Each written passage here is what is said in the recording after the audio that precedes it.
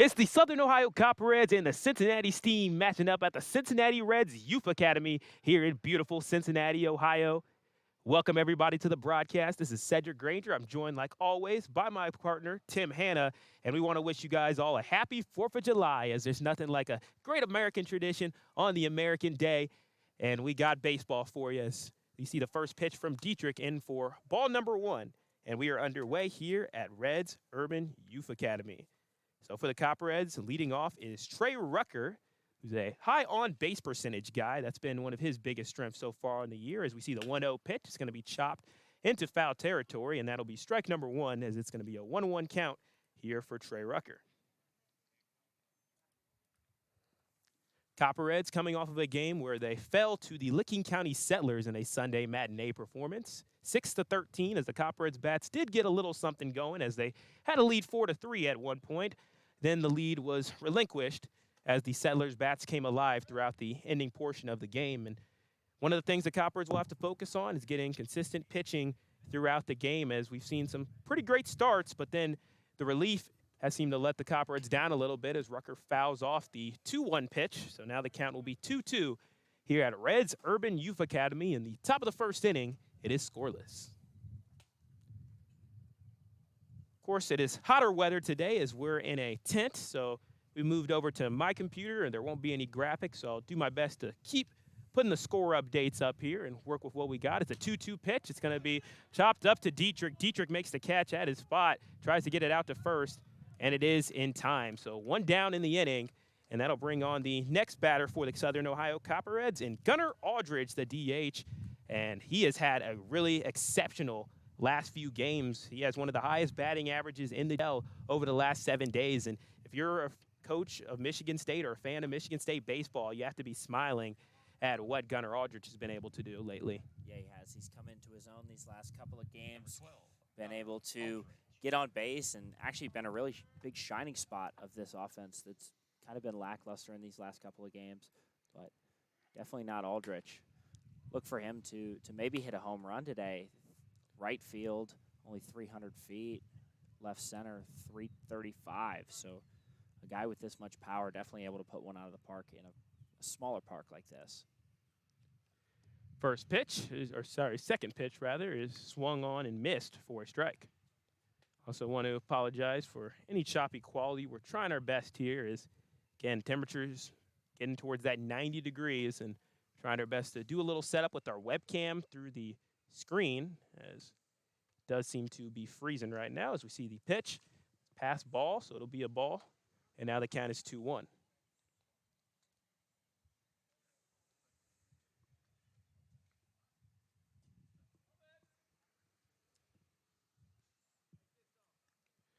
Scoreless game.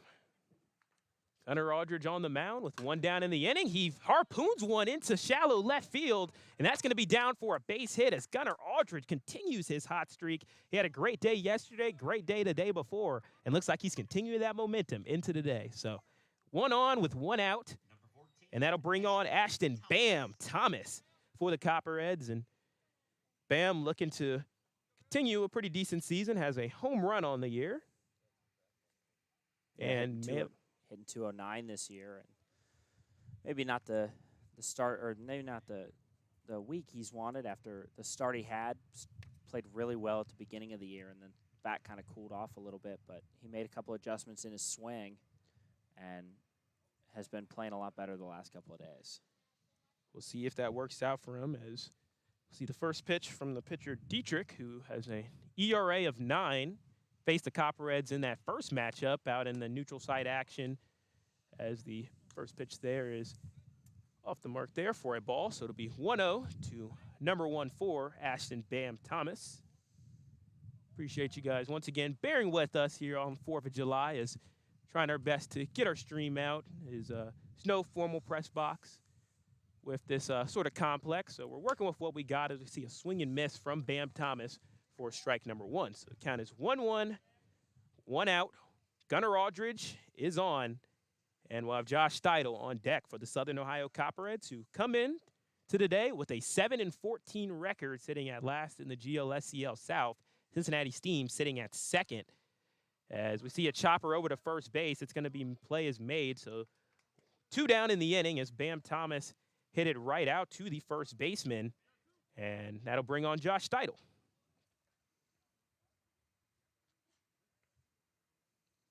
Josh Steidel, and definitely look for him to put one out today. He's due for one. Hasn't had one in a couple of days since that big one on Friday against the Mariners. But chasing Kyle Ratliff for first place in the home run race.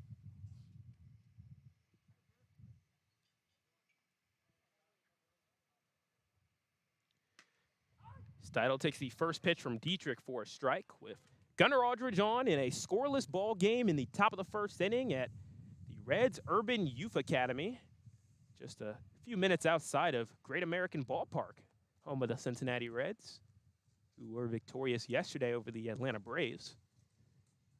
And we should see the 0-1 pitch on its way. Swung on and missed for strike number 2. So Steidel, who is second on the team in home runs and, according to the announcement earlier today, is an all-star at the catcher position. So proven to be one of the best at his position in not just the division, but in the entire league. Yeah, Steidel will get that start behind the dish in the All-Star game. A couple of other Copperheads named to the All-Star game as well. Mason Adolny will get the start at third base in the All-Star game, and then a couple of alternates in that game as well. Luke Borer and Daniel Walter will both also get a chance to pitch an inning. All-Star game a little bit different in the GLSCL. All position players play 5 innings, and then all 10 pitchers each get to throw 1 inning. So it'll be a 10-inning game. Should be a great afternoon for baseball. Sedric and I will be there in some capacity, whether that's as a spectator or possibly even work in the event. So it should be a great day for baseball there on the 12th.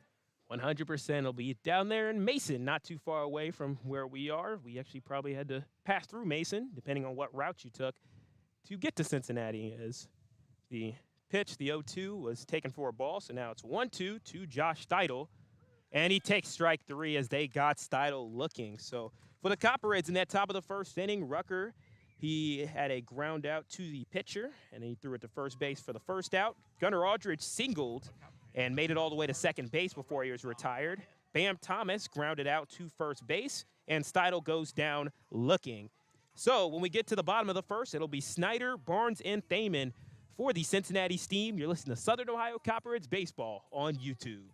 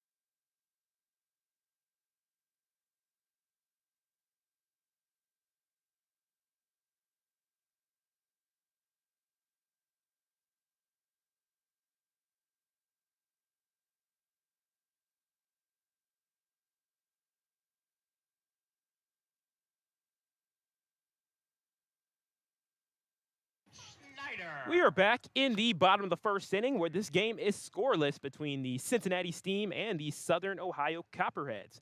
On the mound for the Coppers today will be Luke Bohr, the sophomore out of Ohio University, Perrysburg High School.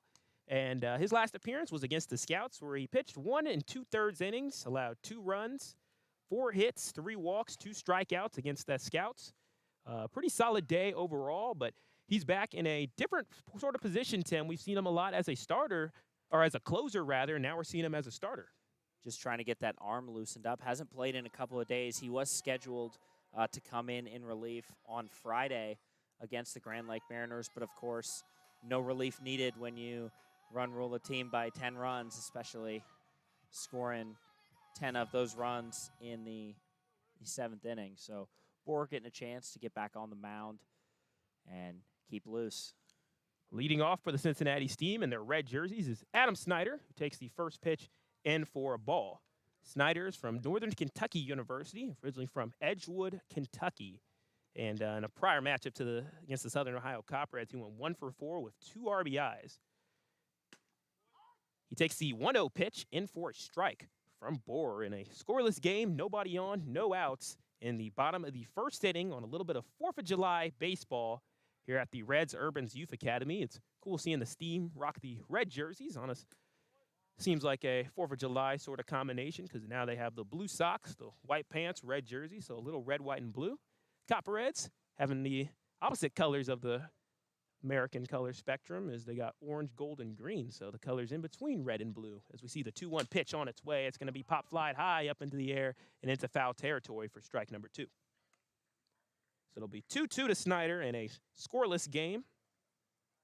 It'll be Barnes batting 2nd, Thaman batting 3rd, Freeze batting 4th, Christensen 5th, Huen 6th, Hammond 7th, Butler 8th, Miley 9th for the Cincinnati Steam, who sit at 2nd place in the division.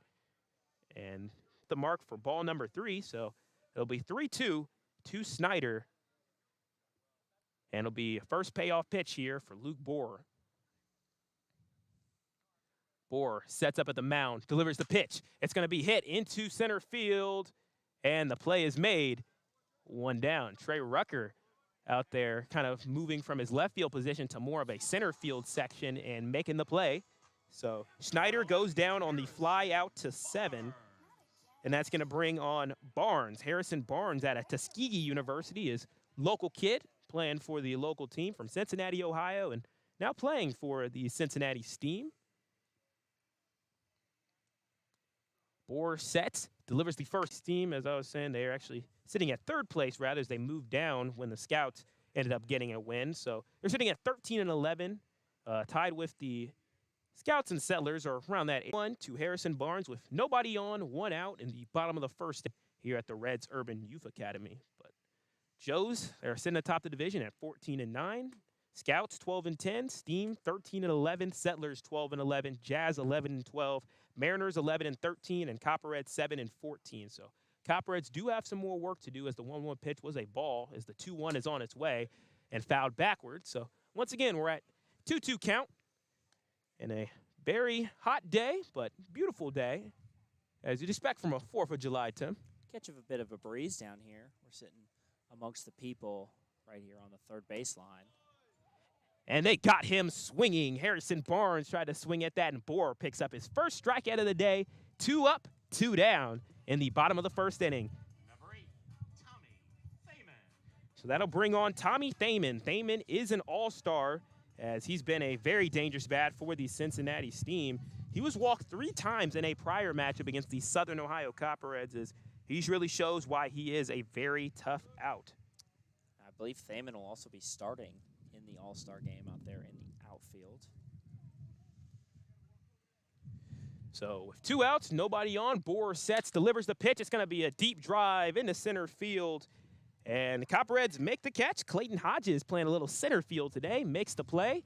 And it's 3 runners up, 3 runners down to retire the side. Snyder goes out on a fly out. Barnes goes out on a strikeout, swinging, and Thaman goes out on the fly out to center field.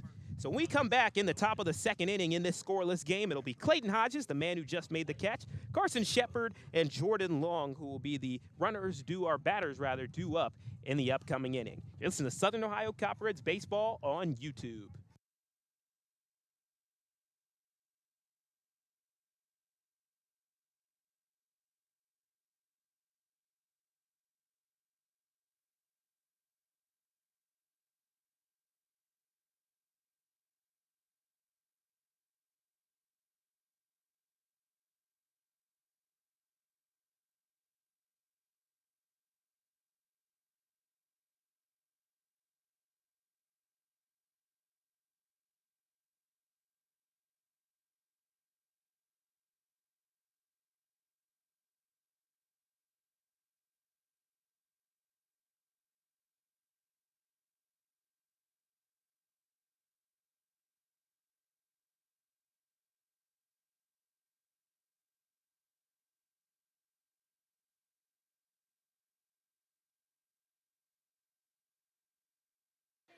Copperheads and Cincinnati Steam are matching up in a GLSCL matchup. It is still scoreless going into the top of the second inning.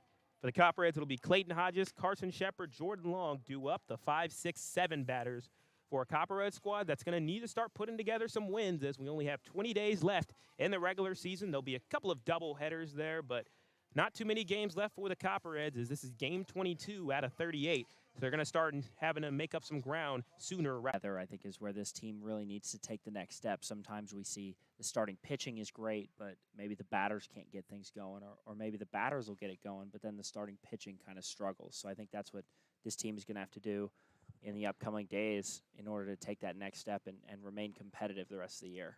Clayton Hodges takes the first pitch and for a ball. It was too low, so that'll make the count 1-0 quickly to Hodges, who has had some good games as of lately as he had family in town and was able to do very well in front of his family. As we see Hodges take the 1-0 pitch, also for a ball, as Hodges from Jacksonville University, Jacksonville, Florida, has driven in 7 RBIs on the year, 10 hits, 9 runs, and has 2 triples for the squad. There with Trey Rucker for the lead in triples. The 2-0 pitch on its way from Dietrich is going to be chopped over to second base. Play is going to be made, and that's out number 1 as that play is in time. Good work from Miley at his second base position. Miley slid right over to make the play, routine play, but nonetheless. So we see a 4-3 play that retires Hodges, and now we'll bring on Carson Shepard out of Sun Prairie, Wisconsin, a Ohio University Bobcat. And, of course, we always love seeing Bobcats on the Copperheads team, as the Copperheads' home field is Bob Wren Stadium at Ohio University. Favorite player is Derek Jeter. Of course, favorite team is the Milwaukee Brewers. Just fun fact about him as he takes the first pitch. Looks like it was off the mark there, so it's 1-0 to Carson Shepard. Hitting 234 on the year, 3 RBIs. Guy that spends most of his time at either the top or the bottom of the lineup to ensure that he gets on base, really high on percentage base guy. So he does a lot more run scoring than scoring runs. Real shifty guy on the bases. Now we see strike number 1 thrown from Dietrich, so the count is 2-1.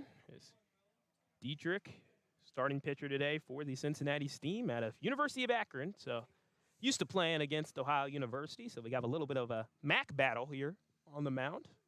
2-0. Going to be chopped fouled for strike number 2, rather, so that was the 2-1 pitch. And the count is now 2-2 for the Copperheads and Steam that are scoreless in the top of the second inning. With 1 down in the inning, Clayton Hodges grounded out to second base. Dietrich sets on the mound. Looks, delivers the pitch, and it's too low.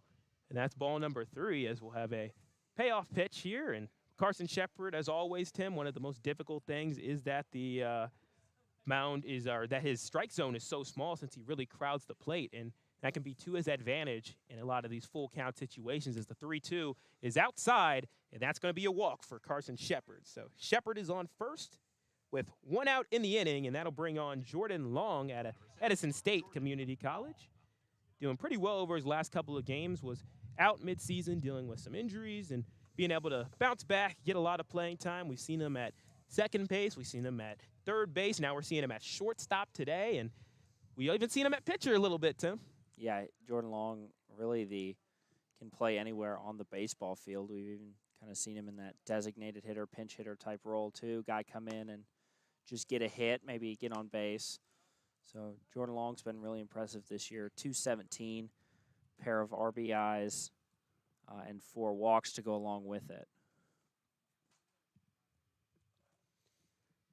So 1-0 as the runner goes. Carson Shepard, they call him out.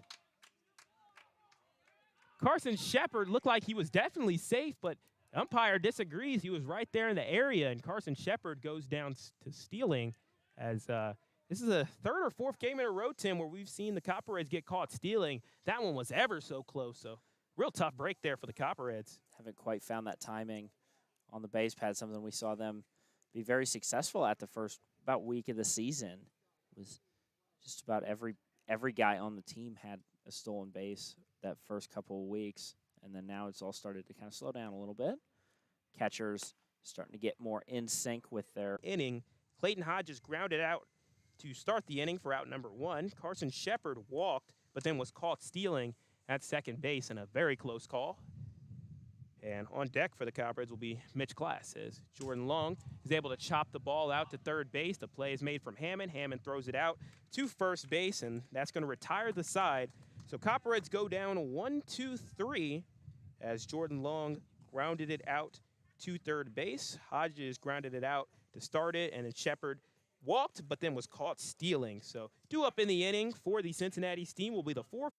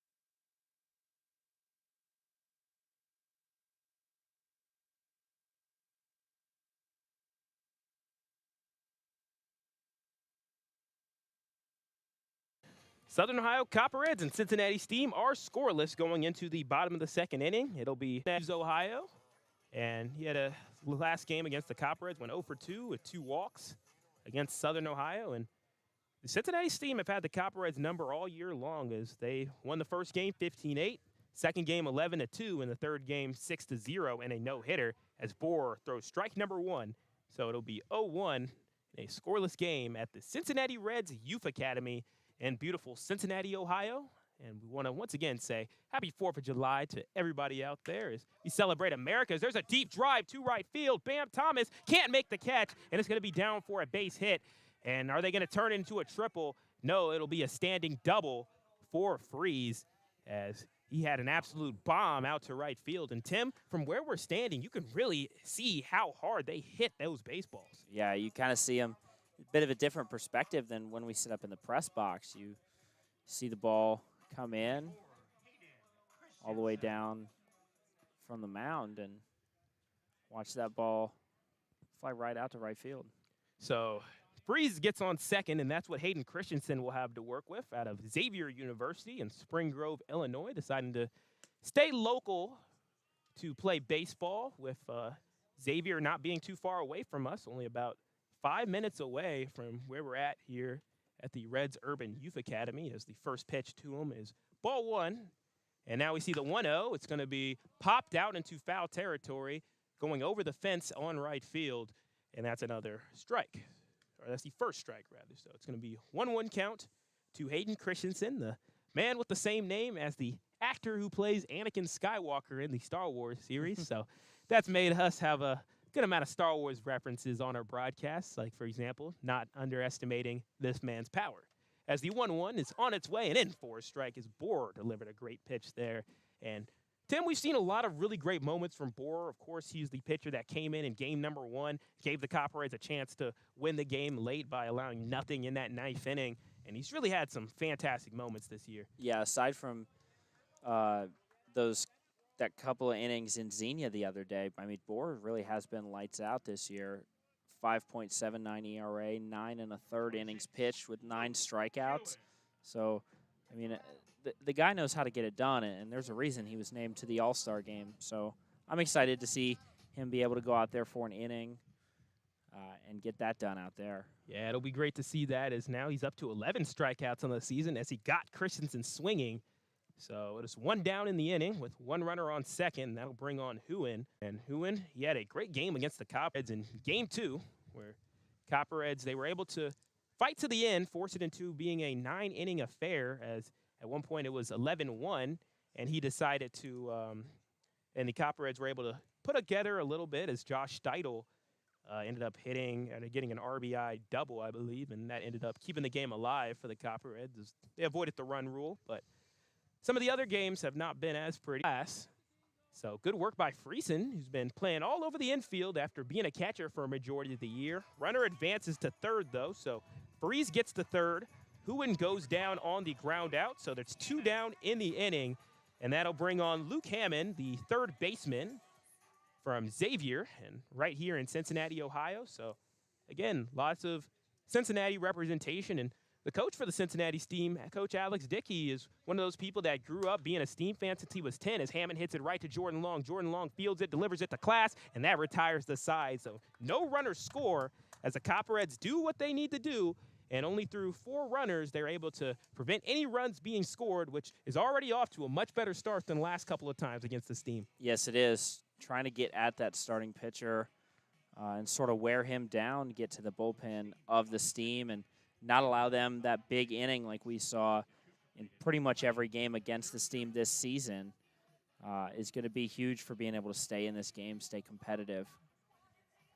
So Cincinnati Steam get their first hit, but they do leave that runner on base. Freeze started off the inning, picking up the double out to right field. Then Christensen struck out swinging. Huin grounded out to third base, and then Hammond grounded out to short to retire the side. Coming up the top of the third, it'll be Mitch Class, Matt Friesen, and Trey Rucker, who will be due up in the inning, the 8, 9, and 1 batters for the Southern Ohio Copperheads. Dietrich will still be on the mound in this scoreless affair on 4th of July. You're listening to Southern Ohio Copperheads Baseball on YouTube.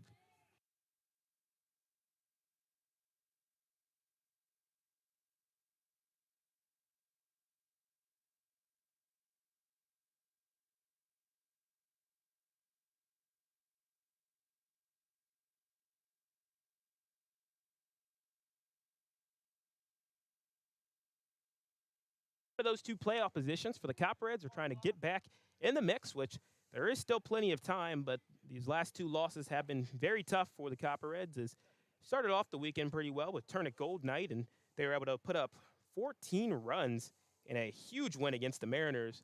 And then it was a little bit of rough stretch against the Joes and against the Settlers. And now we see Mitch Class up first, who fouls it backwards into the ballpark that's behind us for strike number 1. Yeah, it was a nice start to the weekend, able to get off to being able to put it all together, and that ultimately has been the case the last 2 days. So Mitch Class took the second pitch for a ball, so the count is 1-1 in a scoreless game. We're already in the top of the third, just about 30 minutes in, as we see another strike thrown from Dietrich, who's mixed up the pitches a little bit here. He's got a little bit of fastballs, a couple of breaks being thrown in there, and he's able to pick up strike 2 to Mitch Class out of Concordia University. Been rotating into that first base spot as we see the 1-2 pitch outside, and it'll be ball number 2. So it's 2-2 to Mitch Class. But I feel like that's one of those positions, Tim, where the Copperheads have rotated a good bit. We've seen Cam Thomas play a little bit of first base, even Josh Steidel, the catcher, move over to first base a little bit. But I feel Mitch Class has done a great job at first base when he's been called upon, as we see the 2-2 pitch on its way. And look like it's foul tipped backwards. So it'll be 2-2 still in the top of the third inning in a scoreless affair between the Copperheads and the Steam. Copperheads wearing their orange jerseys, green batting helmets, Cincinnati pants, blue socks, a very American combination on the 4th of July. As see another foul tip backwards, so the count remains 2-2. Doing a great job staying alive in this at-bat, seeing the pitches from Dietrich really well. Even those low ones, he's trying to work him low and outside in the zone, seeing him really well, making contact just to stay alive. Dietrich sets up at the mound.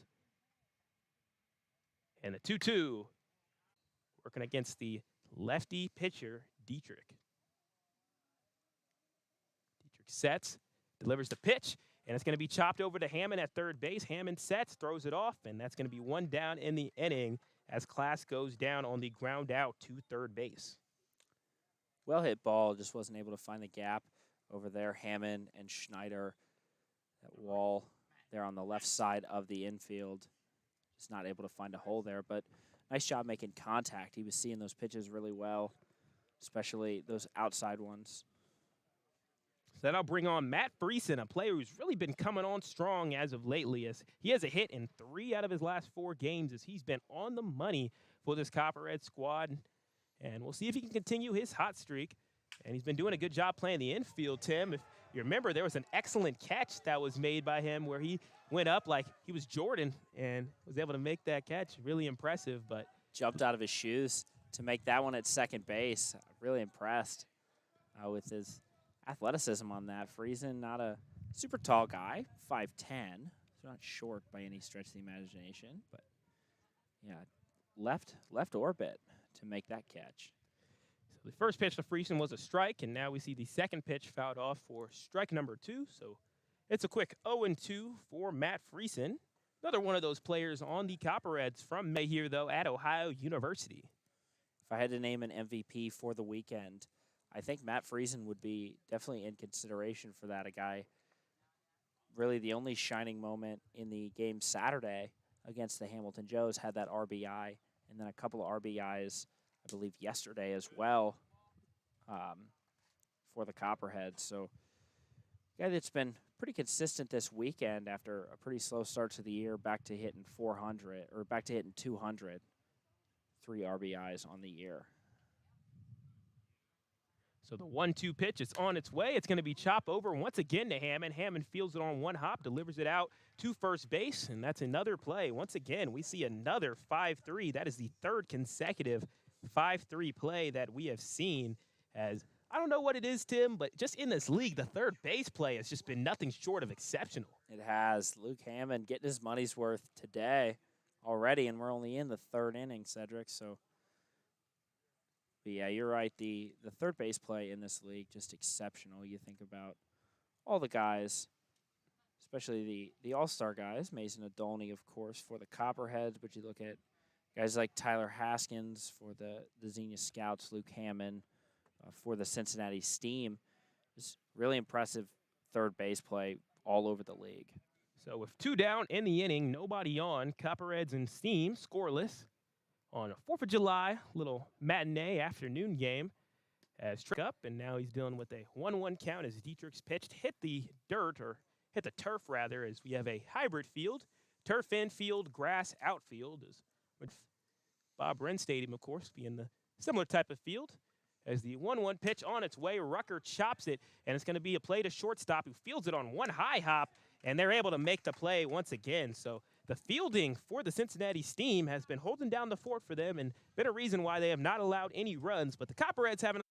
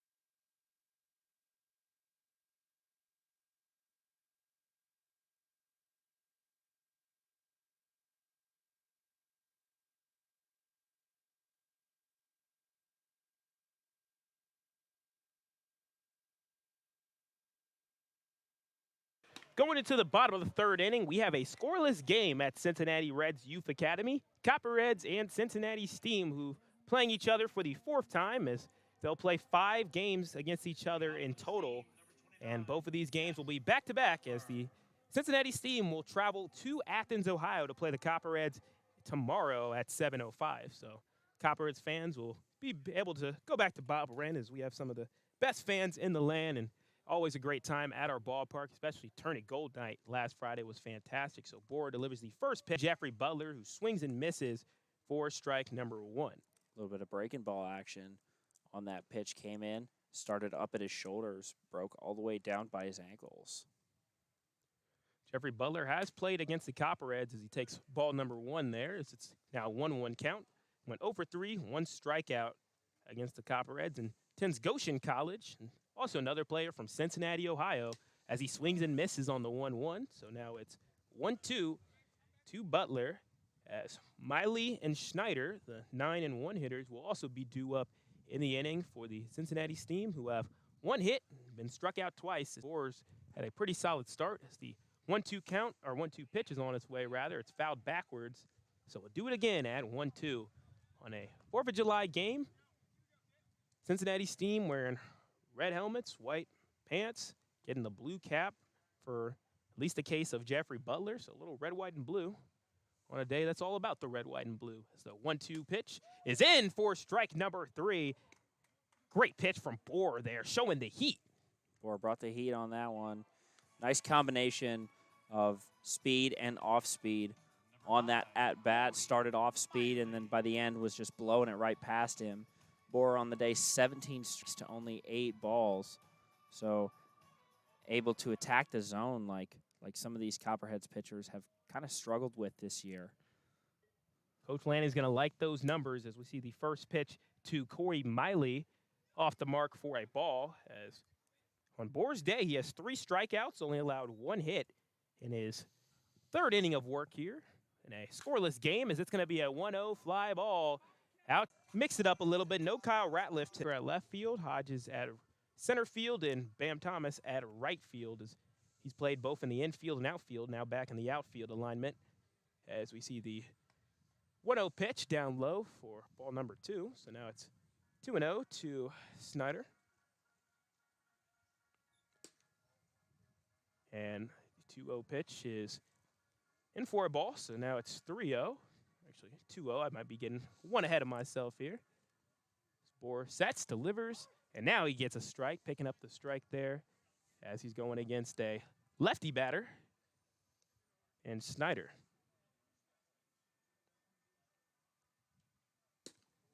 And that time it is low, so now the count is 3-1 to Snyder.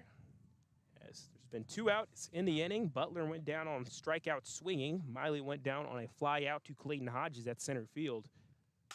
And now we see a chopper out to second base. Shepard fields it on one hop, is able to make the throw out to Mitch Class on the grounder, and that retires the side. So Copperheads defense have been absolutely spectacular today, as it's another 1-2-3 inning, the second one of the day.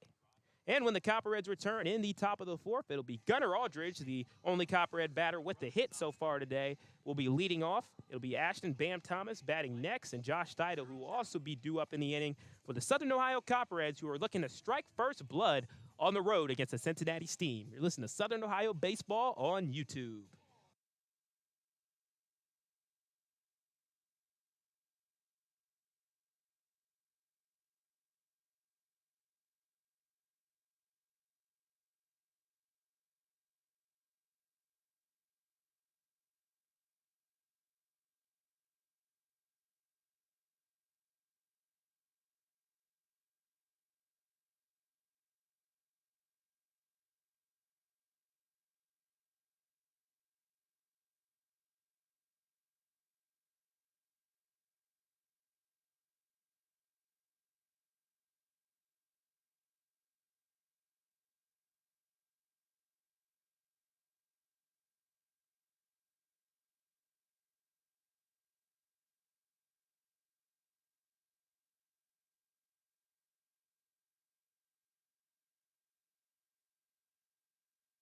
We're back at the Cincinnati Reds Youth Academy, where the Copperheads and Steam are still scoreless going into the 4th inning, as we are about 40 minutes into this game on a beautiful 4th of July day. We're very thankful to all the people with the Cincinnati Steam, as well as with the Cincinnati Reds, of course, for providing great accommodations to us. We have a nice tent for a little bit of shade, which is wonderful on a very hot day like this. And also want to give a shout out to my friend Calvin here. He's a big Cincinnati Steam fan. Welcomed us here, told us a little bit about the Steam, and might have him on a little bit later to talk about the Steam, as he's attended a lot of their games. And leading off with the Copperheads will be Gunnar Aldridge, the DH, who's been absolutely on fire for this Copperhead squad. For the man out of Michigan State, playing some big-time baseball in the Big Ten. Looking to try to continue getting better for that season, crack the starting lineup there for the Spartans come spring. had a single in for a strike. Solid throw from Dietrich, who is in his, now 4th inning of work. So pretty solid start for a guy who, more often than not, comes out of the bullpen usually. This is his 3rd appearance, only did 2 innings as a relief guy.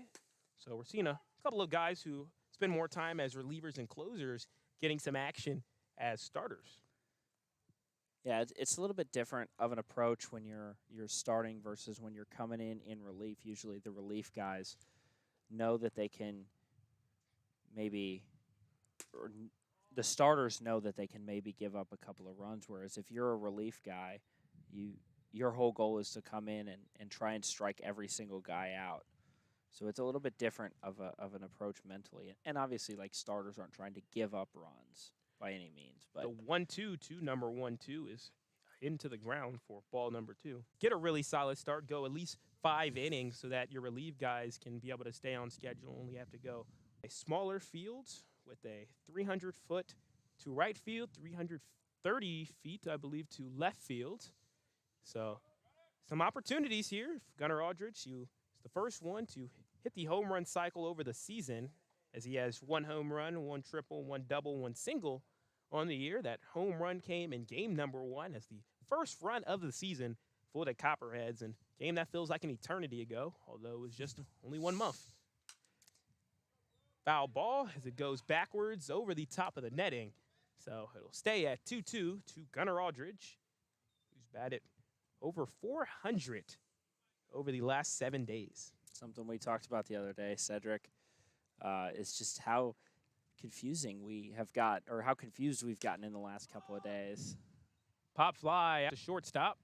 Play is made, 1 down, as Snyder just had to move back about 2 or 3 paces there to make the catch. So Gunnar Aldridge goes down on the F6, and that'll bring on Ashton Bam Thomas.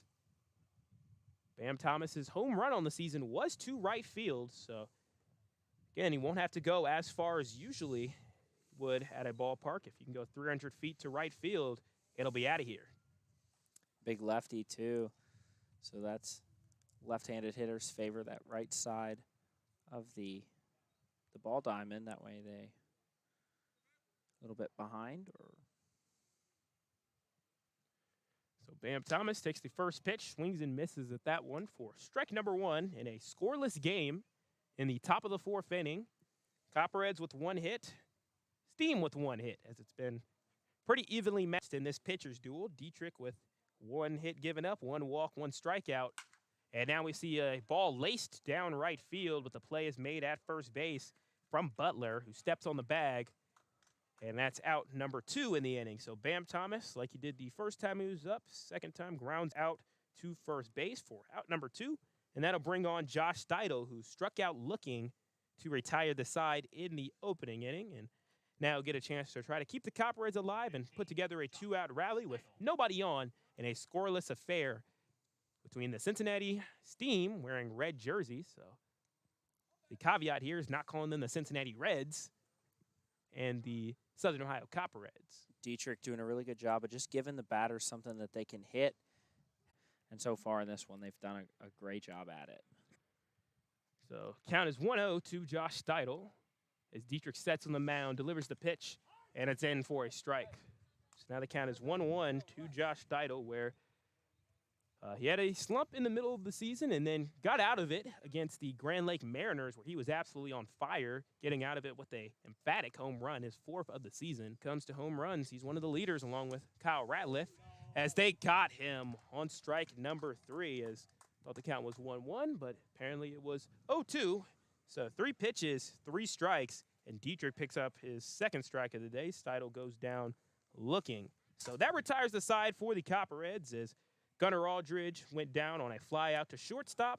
Bam Thomas went down on a ground out to first base, and Steidel went out on a strikeout. So Copperheads aren't able to put nothing, and going into the bottom of the 4th inning, it'll be Barnes, Thaman, and Freeze for the Cincinnati Steam, and they'll look to try to put on the first run of the game in what's been a true pitcher's duel so far, Tim. You're listening to Southern Ohio Copperheads Baseball on YouTube.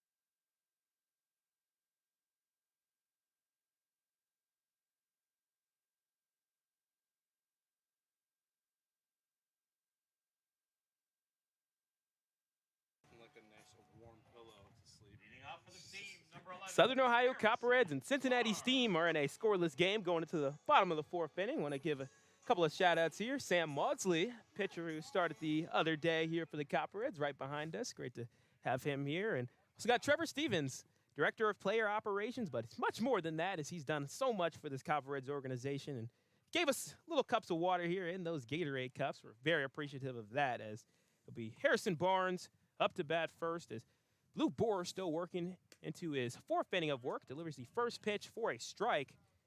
As Barnes, the last time he was up, he did strike out. And Bohr will try to get him again as it's a quick 0-1 as Thaman and Freeze will also be due up in the inning for the Steam. Not been able to put up a run today as Bohr delivers another pitch, and there's a swing and miss for strike number 2 for Barnes. Bohr continuing to do a good job of attacking that zone. 23 strikes, just 11 balls. Has not had a walk yet. The 0-2 is just a little too high for ball number 1, so it'll be 1-2 to Harrison Barnes. Righty against the lefty here. So 1-2 pitch, swung on and missed. They got him for strike number 3. That's 4 strikeouts for Luke Bohr, the all-star pitcher for the Copperheads. Used to be a closer, but showing that he could be a starter out here as well. Bohr doing a great job coming in and taking care of business, shutting down this Cincinnati Steam offense that has really been kryptonite for this Copperheads team this year. I think they average somewhere around 8 runs this year against the Copperheads. Ooh, so might be even a little more than that now. Bohr threw 3 1/3, doing a really good job of shutting this team down. Delivers a great strike there on a fastball to the next batter here, Tommy Thaman. So we got all-star against all-star here today. So this should be very fun to see this matchup as the 0-1 skips across the ground. But good work from prevent that from being a pass ball. But nevertheless, it is ball number 1. Nobody's on, 1 out in a scoreless affair, bottom of the 4th inning on the 4th of July. What better to do, Sedric, than sit underneath the shade and watch a little baseball on 4th of July. National pastime on the national day. Of course, of course. And it's one of those beautiful days where we get a nice afternoon baseball game, and we'll be back home in time to go see some fireworks up in Athens as well. So, again, getting to have some fun traditions there, and, of course, being college students and being in Athens, a college town for the summer, there's always some great things to get into on 4th of July. So we're excited for that and really appreciate the time as it's a 1-2 count here to Tommy Thaman. As we see the 1-2 pitch, it's going to be a drive, pop fly up into foul territory. So it'll be strike number 2 still. It'll be 1-2 to Thaman with 1 down in a scoreless game. And what's been a pitcher's duel. 4 strikeouts for Bohr, 1 for Dietrich. Actually, 2 for Dietrich. We talked yesterday about if the early start time was going to affect this team, and so far today, it has not. Copperheads coming out sharp defensively, and other than Dietrich just being really in command of what he's got going on, Copperheads playing really well despite the early start time today. 100%. This is one of those teams right here where we've noticed some players like to keep their batting helmets from their schools, and we see Tommy Thaman from Tiffin University has the green batting helmet with the TU symbol for Tiffin. And, again, we talked about superstition potentially and how some players love to be able to keep their normal batting hats as we see the 1-2 go outside for ball number 2. So now it's 2-2 to Thaman. You talk about that, and Steidel lucked out picking the Copperheads to come play for as Jacksonville has the and so he fits perfectly right in there with his green catcher's gear from school, and then now rocking it, that Copperheads forest green. Beautiful, beautiful, beautiful. I love the Copperheads color scheme, of course, the green, gold, and orange. Very unique color scheme, but the Copperheads pulled off very well as we see the 3-2 pitch on its way. It's going to be a drive into left field that goes foul. So we'll do it again here as Thaman is really increasing that pitch count of Bohr here, as this will be the 8th pitch of this at-bat in a scoreless affair with 1 down in the bottom of the 4th inning. Scoreboard reads 0s across the board with only 1 hit apiece for each team. 3-2. It's going to be a fly ball out into center field. Hodges going back to the wall. Got it.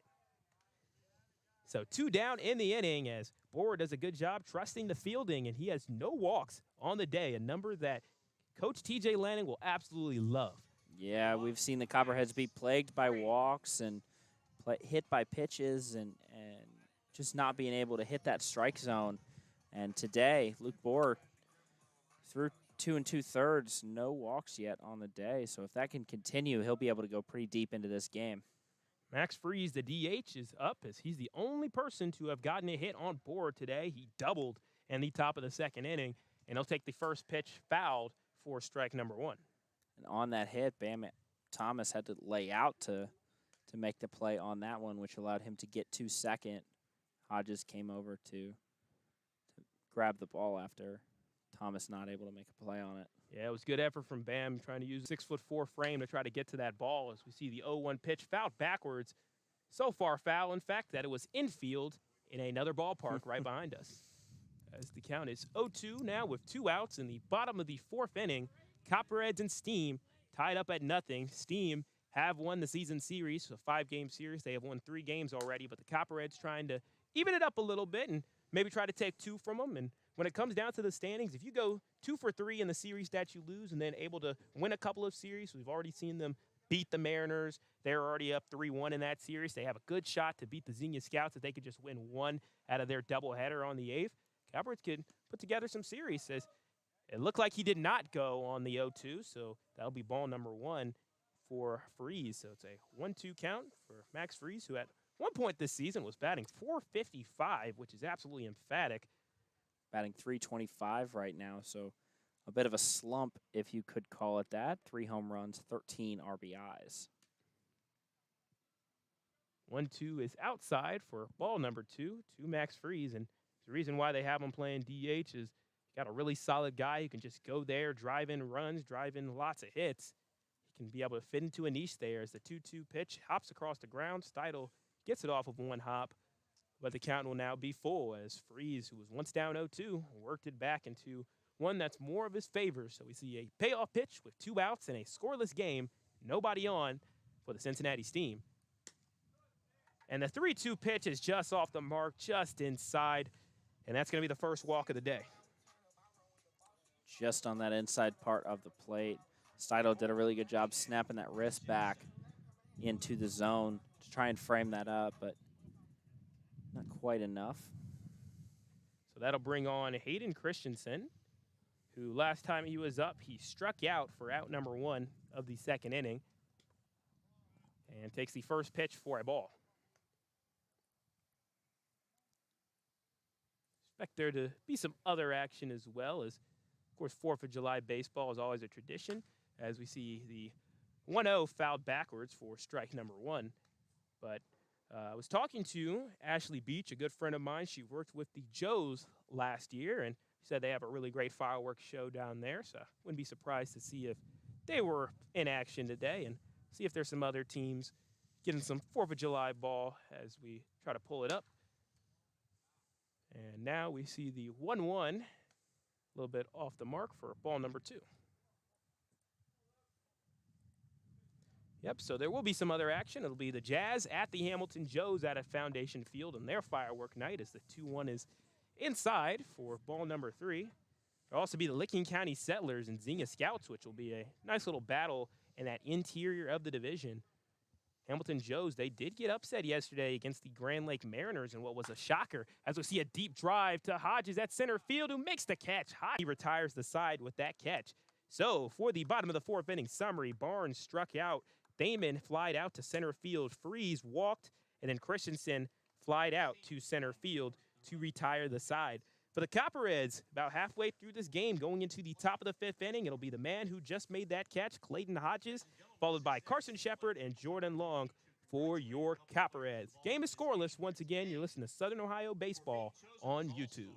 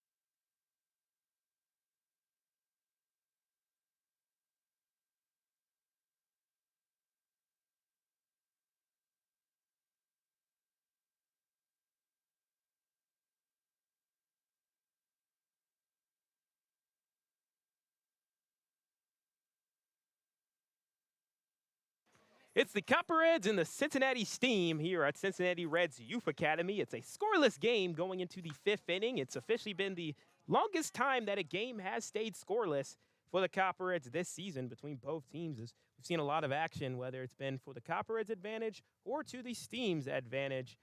And right now it is scoreless. As I'll give you a little summary for the game. The only hit for the Cincinnati Steam was Freeze back in the 2nd inning on a double. For the Copperheads, it was Gunnar Aldridge with a single in the 1st inning. And ever since then, it's been blanks for both teams. But Copperheads will try to change that right now as Clayton Hodges grabs the bat, goes up to the plate, and he'll still be working against Dietrich, pitching into his 5th inning here for the Cincinnati Steam. In a scoreless affair as the first pitch is fouled off backwards for strike number 1. Both pitchers being able to find that zone really well. Dietrich, 37 strikes to just 21 balls. So it'll be 0-1 to Hodges. Hodges grounded out to second base the last time he was up for out number 1 of the 2nd inning as the pitch is in for a strike from Dietrich as he found perfect part of the strike zone. So it's a quick 0-2 to number 11, Clayton Hodges, teammate of Josh Steidel at Jacksonville University. As they're batting 4 and 5 today for the Copperheads. As we'll see the 0-2 from Dietrich. And good work, good discipline from Hodges. The ball was outside for ball number 1. So the count is 1-2 in a scoreless game in the top of the 5th inning on beautiful 4th of July afternoon. About 1 hour, 3 minutes into this game. And what's been a pitcher's duel. Dietrich sets, foul ball, and we'll do it again at 1-2. Luke Bohr on the day, 1 hit, 1 walk, 4 strikeouts. As for Dietrich, 1 hit, 1 walk, 2 strikeouts. And he's on a streak right now where he has retired 7 straight. The 1-2 skips across the ground. So Hodges does a good job taking ball number 2 there. So now it's 2-2, no outs in the top of the 5th inning, scoreless affair. Hodges has been getting a decent amount of playing time the last couple of days. Didn't play a ton that first week and a half of the year, and starting to get a lot more action now, hitting 232 on the year. Doesn't have a home run, but does have 7 RBIs. 2-2 is chopper right over the head of Dietrich, and now the shortstop is, he almost fumbled the ball. He's safe. The shortstop tried to come up and make a play, Snyder, but he fumbled with the ball, and Hodges did a good job of hustling the first, and the Copperheads are on base for the first time since the 2nd inning. Sedric, we keep saying it, but this is why you always run out your ground balls. Sometimes, the turf maybe give it a weird bounce or the infielder not able to glove it cleanly. And just like that, the 2nd hit of the game got a runner aboard for the Copperheads. So we're going to score that as an infield single unofficially here, as I always try to keep score every single game. So Hodges picks up the single.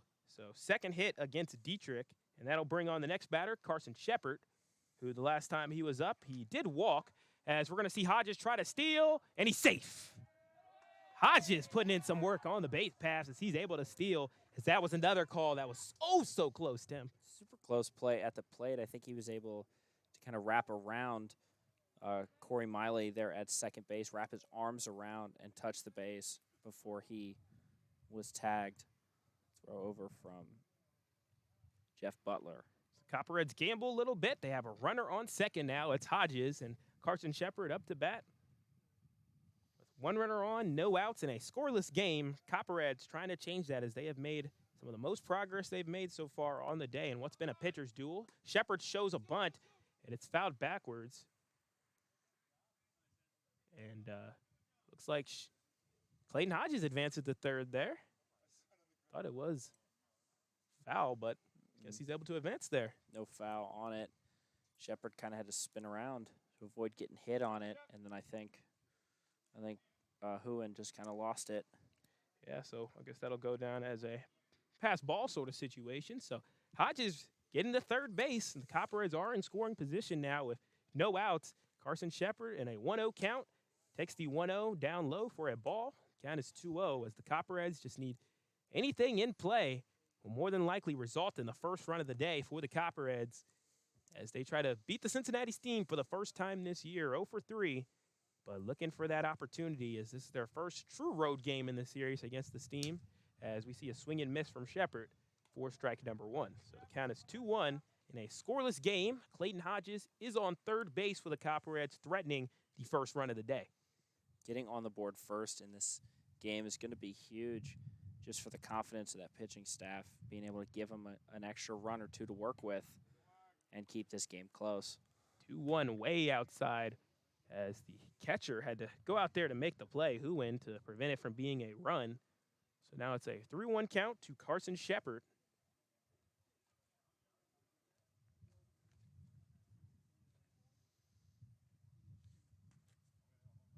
Sedric sets up the mound, delivers the pitch, and it's off the mark. It's going to be another walk for Carson Shepard. So it'll be runners on the corners.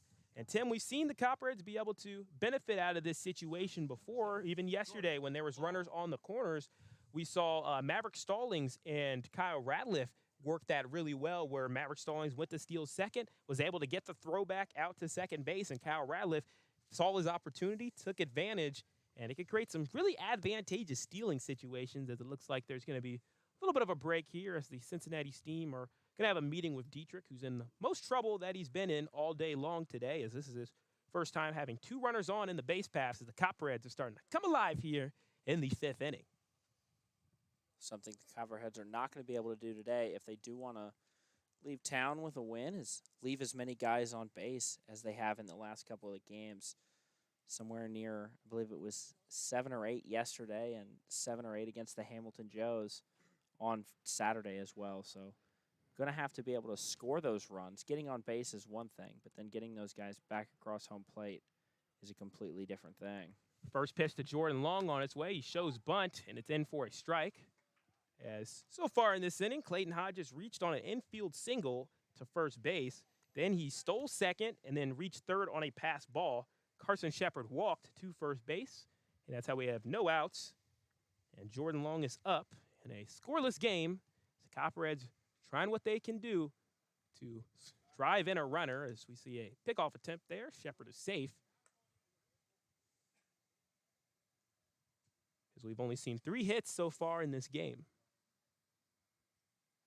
And far and away from some of the other games that have happened in this series. So last time the Copperheads were no hits by the pitcher Marlowe, who's been one of the best pitchers in the league at a UCF for the Cincinnati Steam. Played the Copperheads tough 2 times in a row, and that day was heavily influenced from weather delays, as we were there at the ballpark for maybe about 4.5 hours, as the 0-1 is in for strike number 2 to Jordan Long. Yeah, really long day at the ballpark. We showed up pretty early, as it was a scheduled 1 o'clock game, and then, of course, all the rain delays and trying our hardest to make that game happen for not only the people that showed up to the ballpark, but also the Cincinnati Steam that made the 2.5-hour journey. And runner goes. Will there be a throw? And they do a smart job of throwing to third, as they don't go after Carson Shepard. They let him steal second, as good work, good discipline by the catcher, Huin, as he did not fall for the okey-doke that Copperheads have tried to do on the base pass with other teams. Must have watched our tape. They must have. The game the other day. Tim, I think that's the caveat with us having all of our games on video here. It may be to the advantage for instant replay, but may be to the disadvantage with other teams being able to pout, as count is 0-2 still, as it is outside for a ball. So now it's 1-2 to Jordan Long. I think it's actually 2-2. That seems more likely, given that pitch was a ball on the throwback there. So it should be a 2-2 count.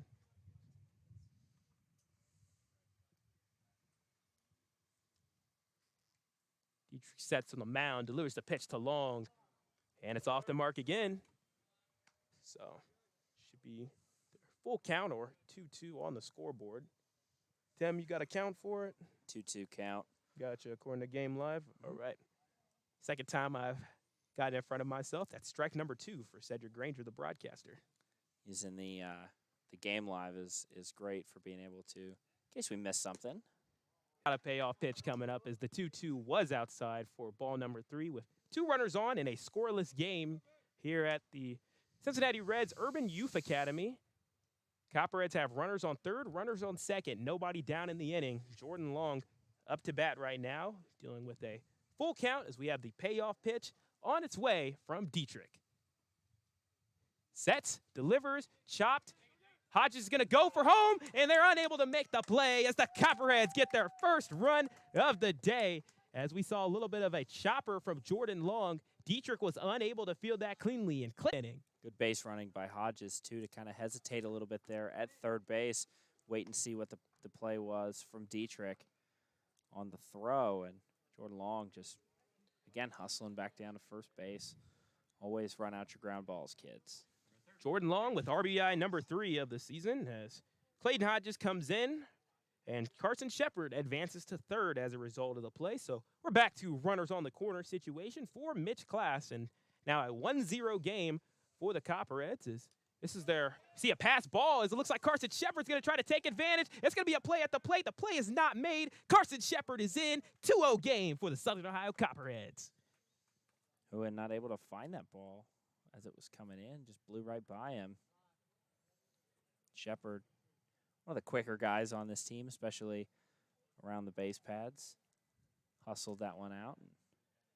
Sure did. So Shepard scores on the pass ball. Jordan Long advances from first to second base as now the count is 1-0 to Mitch Class. And we'll see Coach Dickey come to talk to his pitcher. It's now 2 runs given up. And we'll see if we see any pitching changes or if he just wants to talk to Dietrich here, get refocused. Looks like it'll be the latter.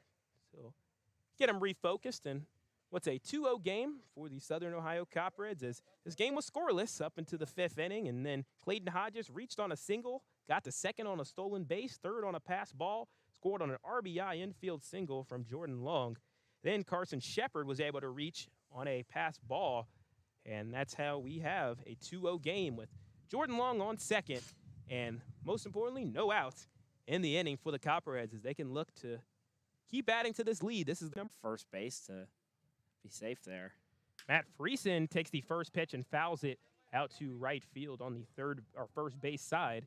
So it'll be a quick 0-1 with 1 out. Copperheads up 2-0 after putting up a 2 spot so far in the 5th inning. And they're looking for more as they have Jordan Long on third base. They can look to increase that lead as it looks like we're starting to see some bullpen activity coming alive as we see a swing and miss. So it's 0-2 to Matt Friesen. He's had a couple of RBIs in these recent games and he'll look to try to add another one for his total. 3 RBIs on the year, and I believe 2 of them came against Grand Lake.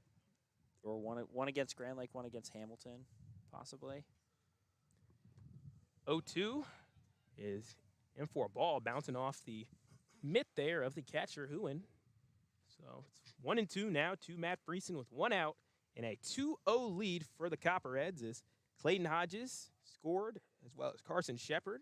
Jordan Long picked up an RBI, which scored Clayton Hodges. And Jordan Long is on third now as Matt Friesen takes the 1-2 pitch outside for ball number 2. A beautiful 4th of July.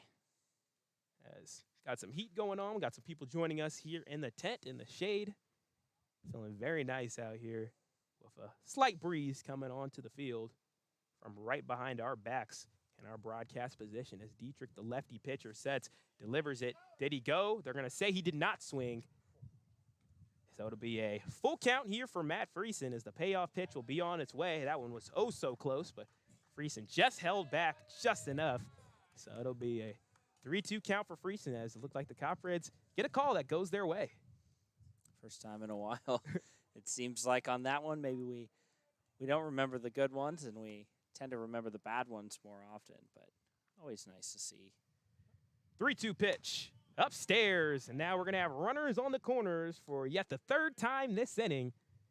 So Friesen to first, Jordan Long remains on third, and that'll bring on the top of the order, as that'll be Trey Rucker, who has a ground out to the pitcher and then a ground out to short on the day. So 0-for-2 looking for hit number 1, and I'll have a big opportunity here to drive in some runners as we'll see another meeting for Dietrich. I think that'll be the end of his day, and it will, as Dietrich went 4 1/3 innings, allowed a couple of hits there. We'll kind of add that up. It'll be 4 hits allowed by Dietrich. He has walked a pair of runners and has 2 strikeouts on the day for Dietrich, so not a bad outing. And we'll take a little break here as we'll have a new pitcher for the Cincinnati Steam coming up as the Copperheads are up 2-0. You're listening to Southern Ohio Copperheads Baseball on YouTube.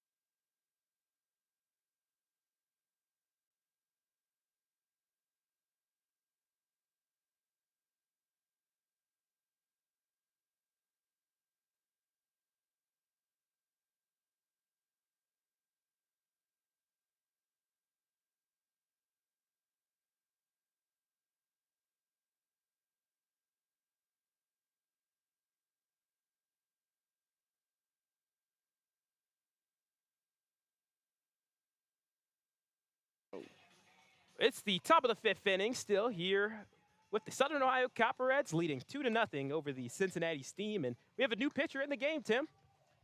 Yeah, we do. Jose Guzman, the sophomore from University of Cincinnati, 2 appearances this year, has not given up an earned run, 2 innings pitched, 2 strikeouts, a walk, and 2 hits on the season. I think our 10th's starting to blow away here. Yeah, we hope that it can stay there. We appreciate everybody out here helping us and having our back to keep the tent together.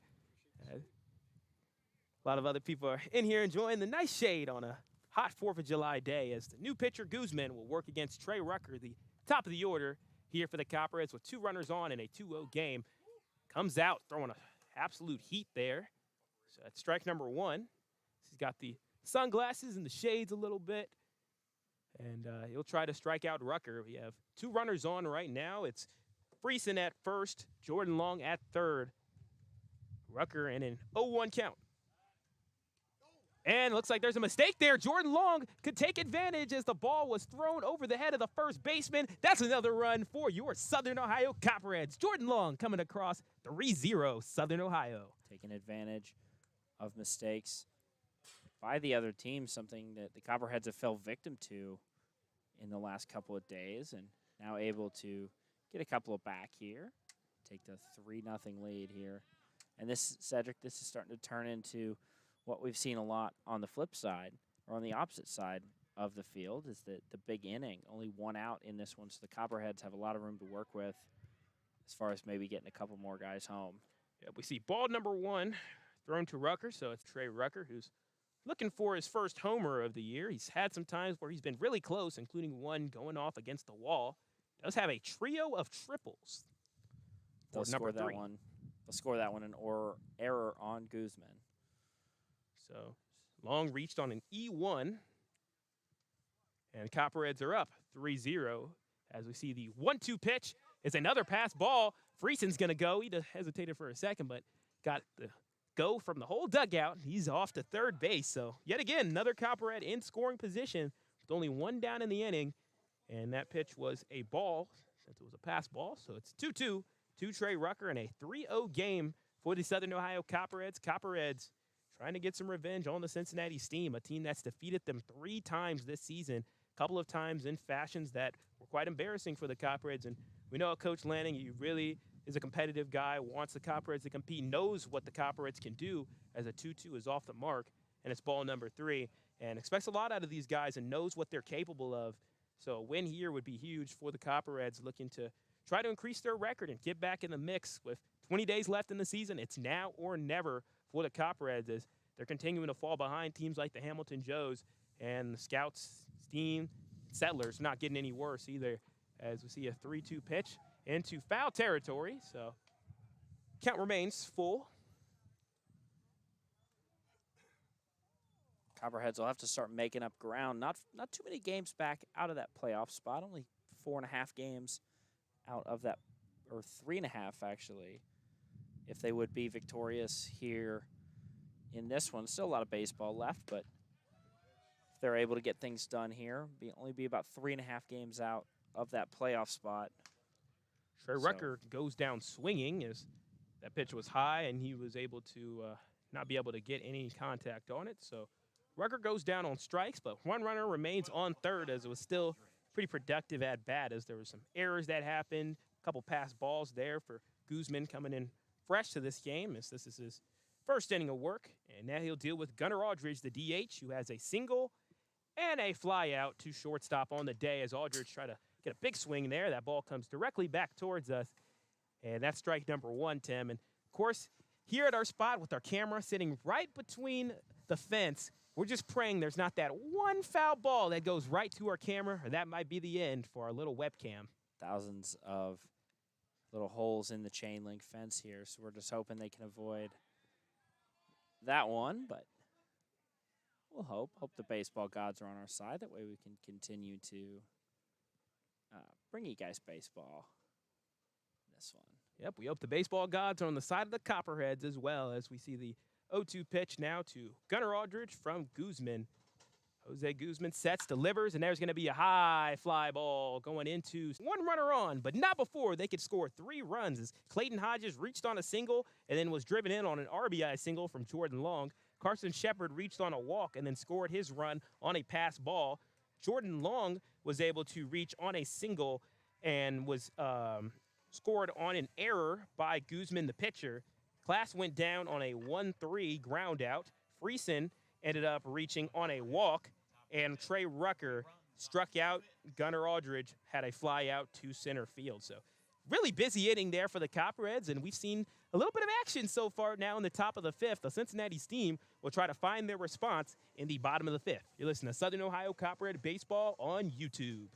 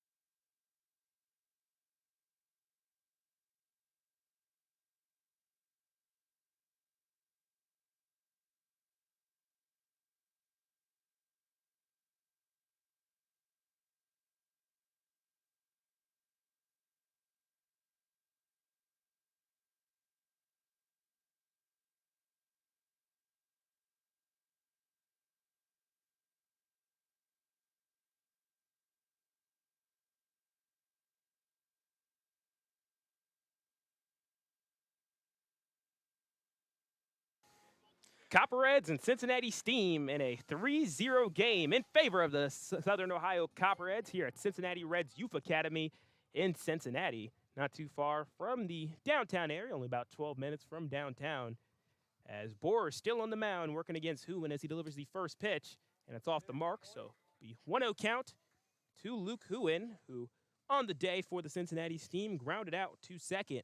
And Tim, this is one of those rare cases where the Copperheads have gotten around the order about 3 times before the Steam could even get there, which we've seen a lot of teams get into their 4th, 5th, 6th time around the order, while the Copperheads were only at their 2nd or 3rd. So that really shows how great the pitching has been so far on the day from Bohr, as it's now a 2-0 count, or 2-0, yeah, to Huen. 2-0 is off the mark once again, so it'll be 3-0 to Huen. see if maybe we get a couple Copperheads back here starting to warm up. Looks like we got a couple of guys walking around, getting ready, getting stretched out. Or usually not a starter, so want to conserve that arm a little bit as well. Deep drive to left field. Trey Rucker is there. No problem, as that's always great to get out of a 3-0 jam with a fly ball, fly out. And that's one down in the inning for the Cincinnati Steam, who trying to stay in that mix for the playoff spot. Copperheads can play spoiler and or put in their own name in that ballot for getting a playoff spot here. They can definitely get in the mix as Luke Hammond is now up, and big swing and miss there on the first pitch. So it's a quick 0-1 for Hammond, who has a ground out to Jordan Long at shortstop earlier today.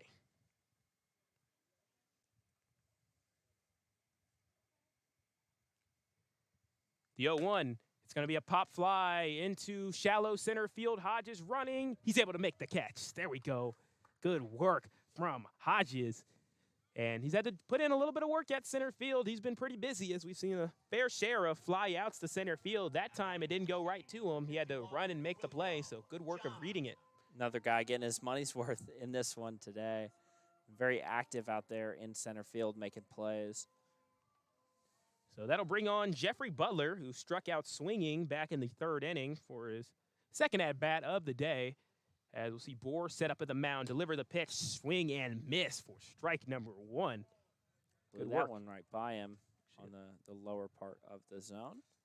It appears we do have a pinch hitter. That's William John, I believe, who came into the game as his jersey number's opposite of us. As we'll see him take ball number 1 as William L. University, another one of those players that is representing the Ivy League. We've seen some Dartmouth guys as well in this league. Is the 1-1 pitch. Is money. Good job by Borer, who, again, it takes a lot of mental strength when you think you're out of the inning and then things just don't work out. You have to try to make up for it, as the Copperheads are one of those teams that has the lowest field percentage, as that ball is laced into shallow center field for another base hit. And that's going to be 2 runners on now with 2 outs in the bottom of the 5th inning. And it goes to show what can happen when the Copperheads cannot take advantage of trying to end the inning when they had the chance.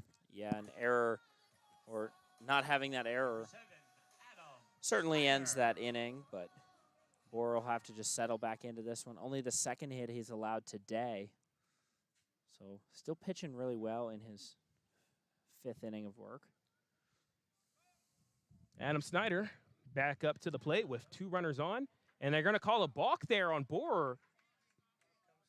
So both runners advance, and now it's kind of a bit of the dangerous inning with an error and a balk, and that's cost the Copperheads a little bit when they were able to almost get out of this inning in a 1-2-3. A little bit of sloppy play has cost them, but Copperheads have a chance to get out of the inning with just 1 more out. So we'll see if Borer can shut the door as we see the first pitch in for a strike. Good bounce back pitch after the balk. I don't think he came set after the balk. Looked around and then didn't come set before he ready to pitch. This time he will set, and he delivers the pitch outside. Steidel putting up his glove, making the play to prevent a pass ball. But it's going to be 1-1 as the Copperheads cannot afford any sort of pass ball or wild pitch in this situation. That's cost them in almost every single game this season at some point. And we'll see if they can be able to hold down the fort. Borer. Oh, it's going to be a deep drive for a base hit. A runner will score as it's out to left field to Trey Rucker. So RBI single for Snyder, ends up scoring William John. It's a 3-1 game now here at the Reds Urban Youth Academy in the bottom of the 5th inning. Copperheads, it looked like they would have had a chance to close the door and keep it at 3-0. And just like that, it's runners on the corners. Snyder with the RBI single that advanced Miley to third in a 3-1 game. Copperheads were able to put up 3 runs in this inning, and Steam look like they have a little bit of a response as we're going to see a new player come into the game for the Cincinnati Steam. Blake Buzzio coming into the game, hit 208 on the year, 11 RBIs, 13 walks. Blake Buzzio throws it or hits a ball right out to Carson Shepard at second base to retire the side. So Copperheads, they got in a little bit of trouble, but they're able to eke their way out of it with only 1 run given up. So going into the top of the 6th inning, it's a 3-1 lead for the Copperheads. You listen to Southern Ohio Baseball on YouTube.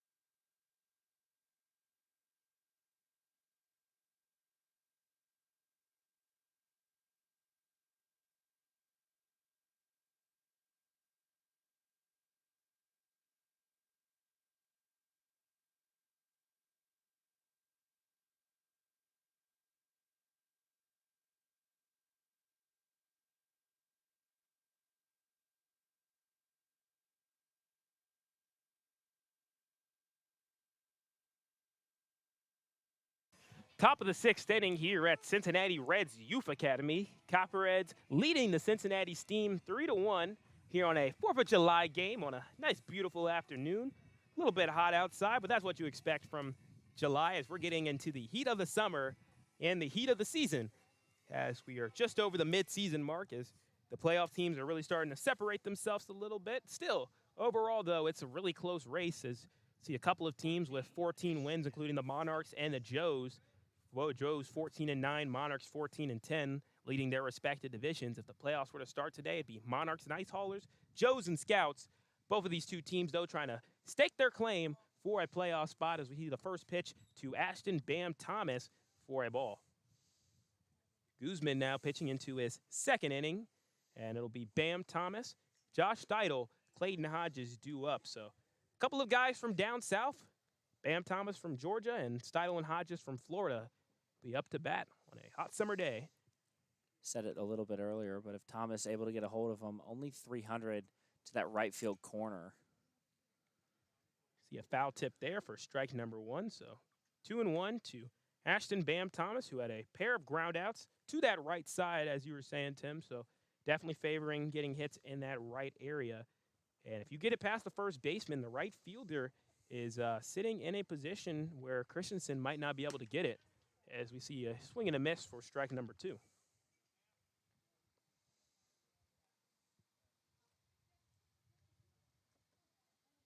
So no out in the inning on a 3-1 ball game. Copperheads in the lead after putting up a 3 spot in the 5th inning and only gave up 1 in return.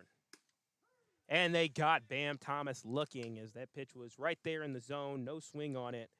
So that's 1 down in the inning, and that'll bring on Josh Steidel, who has a pair of strikeouts looking, and a look to get the better of a new pitcher as Guzman now replacing Dietrich. And we'll see if Steidel can fare a little bit better against Guzman. 15, Josh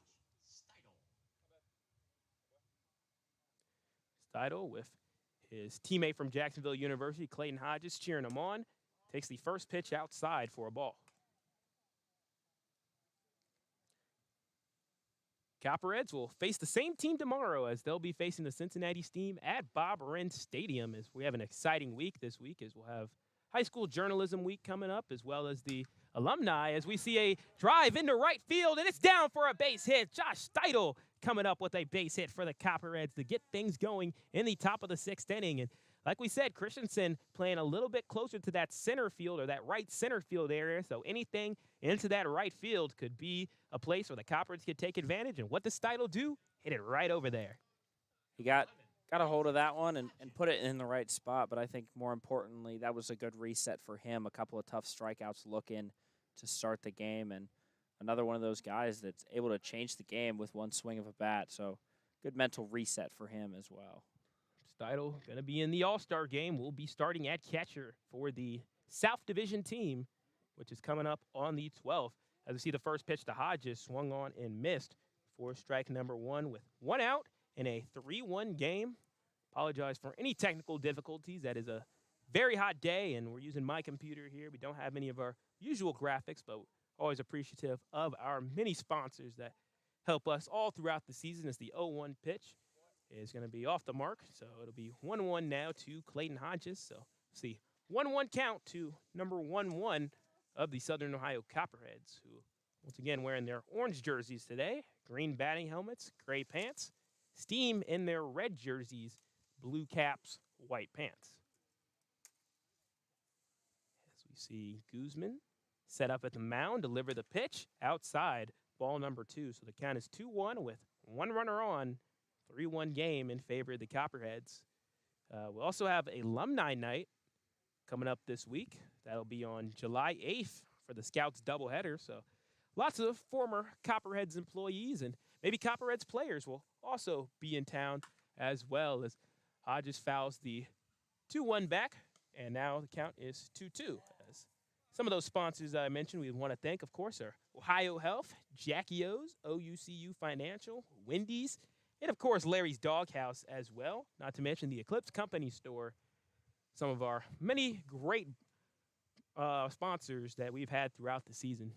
The 2-2 count, or 2-2 pitch, is in for, let's see what it is, a ball, and Josh Steidel is able to make it safely back to second, as he thought that he had to go back for a second, and Steidel gets to go back to his second bases. Fortunately, there was no throw there, so we see a stolen base from Josh Steidel. So he's on second with only 1 down in the inning, as we'll see the payoff pitch on its way to Hodges.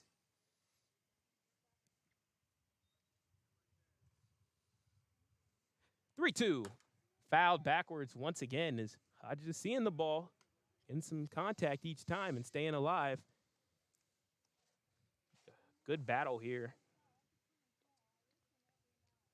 Team using a righty pitcher now after seeing a lefty pitcher in Dietrich. And now we got a righty going against the right-handed Clayton Hodges. The pitch. And they'll say he did not go. That's going to be a walk. So Copperheads with 2 runners on, 1 out in a game they are leading 3-1. And speaking of ones, here comes Carson Shepard, who wears number 1 for the Copperheads. And Shepard has a pair of walks on the day and also a run for the Copperheads, which he scored on a pass ball back in the 5th inning. Showed off his speed after that pass ball. Even got a bit of a late jump on that pass ball. Still able to come across and score. Guzman's first pitch to Carson Shepard. It's off the mark, outside and low. So the count is 1-0. And a battle where Copperheads are down in this series 3-0, as the first game was played on June 10th. Steam won in neutral site action at the wonderful, historic McBride Stadium out in Richmond, where greats like Jesse Owens have even run there, and home to a lot of different teams. There's been some major league games there as well. And really great John Cate Field at McBride Stadium. And Copperheads lost that game to the Steam 15-8, but there were some highlight moments where Josh Steidel hit a pair of home runs in that game. And then the June 18th game wasn't as pretty for the Copperheads, as the Steam dominated an 11-2 win at Bob Wren. And then they also played at Bob Wren on the 26th, as we see a shot laced over to third base from Carson Shepard. Hammond's not able to make the play. Hammond reaches back. Is he able to make the play? No. It looks like that he is safe. So Hodges safe at third, or Steidel safe at third, rather. Hodges safe at second. Shepard safe at first. Bases are loaded for the first time today for the Copperheads. Steidel slid in to third base, as did Luke Hammond, diving back towards third to make the play. Steidel just beats him out. Able to reach safely in that one. Yep, Hammond, all he had to do was get on third base as there was a force out, but was unable to get on it cleanly. Good hustle from Steidel, making it there. And Jordan Long, only player for the Copperheads with an RBI today, will try to drive in another as he has a ground out and an RBI single, which ended up scoring Clayton Hodges for the first run of the day as the first pitch to Jordan Long is taken for strike number 1 in the zone in a 3-1 game with 3 runners on, 1 out for the Southern Ohio Copperheads, looking for win number 8 on the season. So they can get back a little bit closer to the rest of the pack in the GLSCL South as the 0-1 pitch hip, skip, hops across the ground. A little bit skip, hip, hop across the ground there, and it's a 1-1 count. Bit of a tongue twister for you, Sedric.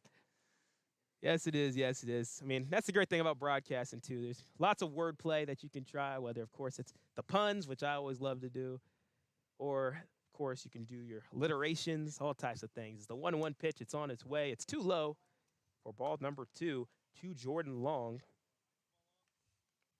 Jordan Long trying to help direct traffic as well, too. You see a couple of those pitches go low and helping Steidel out, giving him signals, telling him to hold up there at third.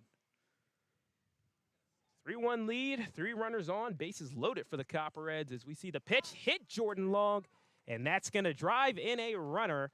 So the Copperheads, Josh Steidel, crosses the plate, and that's going to make it a 4-1 game for the Southern Ohio Copperheads as the bases are still loaded, this time now with Shepard on second, Hodges on third, Long on first, Steidel coming in on the hit by pitch. Looks like Coach Dickey come back out to the mound, talk to Guzman a little bit. Yep, Coach See Dickey. a couple of guys over there in the bullpen as well. We'll see if we see any changes here for the Cincinnati team, who have one of the bigger rosters in the GLSCL. They are not one of those teams where the Copperheads can just try to outlast them with depth, where if you get through the starting pitcher, they're going to have to start putting out positional guys. The Cincinnati team, of course, having a big player base, having recruits from all over Cincinnati, which, of course, is one of the biggest cities in Ohio. So you have lots of players and lots of people to pick from, whether you go to Xavier or UC or Indiana or any of the schools that are close by, giving you lots of opportunities, as it looks like Guzman will stay on the mound with only 1 down in the inning. Here comes Mitch Class, who has a pair of groundouts on the day, a 5-3 and a 1-3. And 5-3 we mean to third base, and 1-3 we mean to the pitcher. As each position has a number that corresponds to it in our notation here. As we see the first pitch to Mitch Class, swung on and missed. As the bases are loaded for the Copperheads, and if you're the Copperheads, you want to keep increasing this lead in any way that you can, because we know the Cincinnati team are a team that can score in bunches. They do, and they score quickly, too. They love to string together hits. And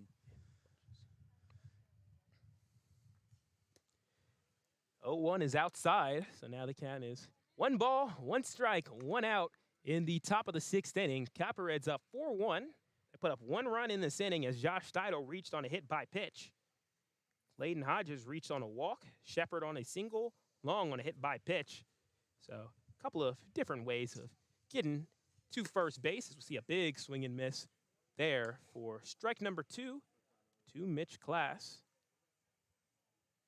As an RBI on the season, looking for another one. He'll have the opportunity to. He's done a good job forcing high pitch counts. That's been kind of his niche in the lineup there, is to drive out the starting pitchers and get them to their relief guy by forcing a lot of pitches. As we see the 1-2 count, or 1-2 pitch on its way, and it's in for strike number 3. So Class goes down looking.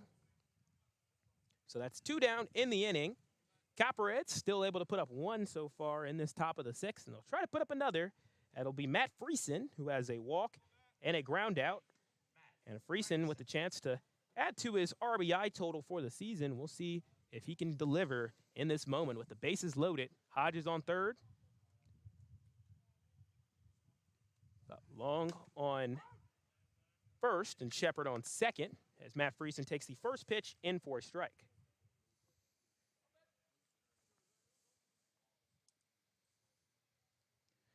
Guzman into his 2nd inning pitch here as Borer on the other side of things for the Copperheads still going strong. See if he starts the sixth. As we see a ball laced out to first base. The play is not able to be made by John, but he actually recovers and does make the play. So fortunate break as he fumbled with the ball. It looked like the Copperheads had a chance to potentially get an RBI there, but John recovered very well and was able to get it out to Guzman at first base to retire the side. But not before the Copperheads could put up one run, as the inning summary was Bam Thomas struck out looking. Josh Steidel reached on a single and then was able to score a run on a hit by pitch. Clayton Hodges was retired at third after walking. Carson Shepard retired at second after a single. Jordan Long retired at first after a hit by pitch. Class struck out. Friesen grounded out on a fielder's choice. So when we come back, it'll be Thaman, Freese, and Christensen as the Copperheads respond to the one run of the Cincinnati Steam in the bottom of the fifth with one run of their own in the top of the sixth to get back to a 3-run lead. You're listening to Southern Ohio Copperheads Baseball on YouTube.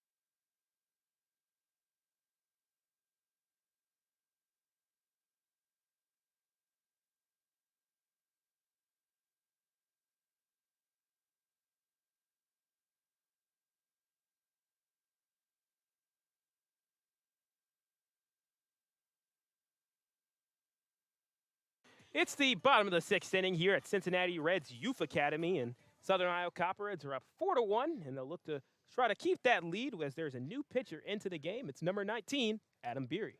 Adam Beery, the sophomore from Ohio University, 0-for-1 on the year, or 0-1 on the year, rather. 3.46 ERA through 13 innings, 17 strikeouts, and 5 walks, 13 hits allowed, 14 now. Yep, Tommy Thaman started off the inning with a first pitch single out into shallow right field. Bam Thomas fielded it, stopped it from being any extra bases, but Tommy Thaman, the all-star, reaches on his first at-bat, or his third at-bat, rather, of the day. He had a pair of flyouts to center field, so has been making great contact all day. And now we see the DH, Freese, who has a double and a walk on the day, and takes the first pitch in for a strike from Beery, who has been one of the better relief pitchers for the Southern Ohio Copperheads this year. 17 strikeouts to just 5 walks, and he's put in some really great work for the Copperheads and been instrumental in a couple of wins for the Copperheads this year. We saw them in the Grand Lake Mariners game do a really solid job. And that big win for the Copperheads on Turnip Gold night, they won that game 14-3 off of a grand slam, forcing the run rule from Kyle Ratliff, who has day off today. As 0-2 pitch, Freese pops that one high up into the air. Bam Thomas is there, makes the catch, one down in the inning in a 4-1 game led by the Copperheads. So they retire Freese for the first time today, and that'll bring on Hayden Christensen. Christensen has a strikeout in the second inning, also a fly out to center field in the fourth inning. One of the many flyouts to center fields that we've seen today, as Hodges has been a busy man at his 8th slot. As we see Beery deliver the pitch, the runner goes. Steidel with the throw, no catch is made. Jordan Long does a good job of backing up Shepard as the runner is safe.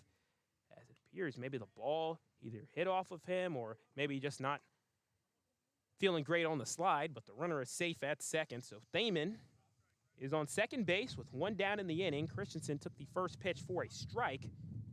So now it is 0-1 as the breeze really starting to pick up here.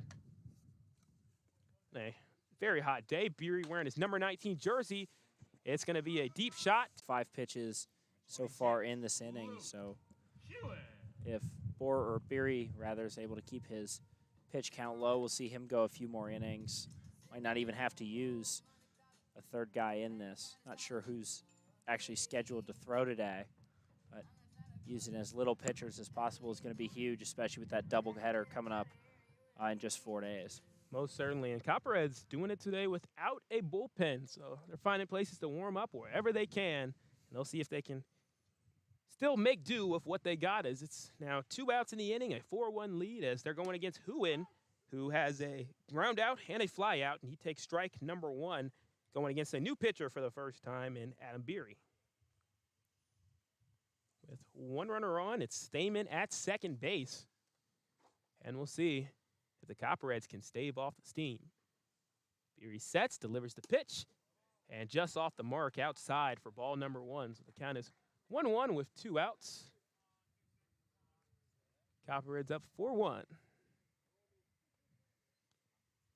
We're on 4th of July. I want to wish, once again, a happy 4th of July to everybody as we're getting to take part in a great American tradition of baseball, America's pastime, and even America's future as well, as there's a lot of great things about baseball and a lot of great things to be feeling about the sport for its future. Of course, having some upcoming broadcasters like Tim Hanna out there, you know the future's going to be great as the 1-1 is fouled backwards for strike number 2.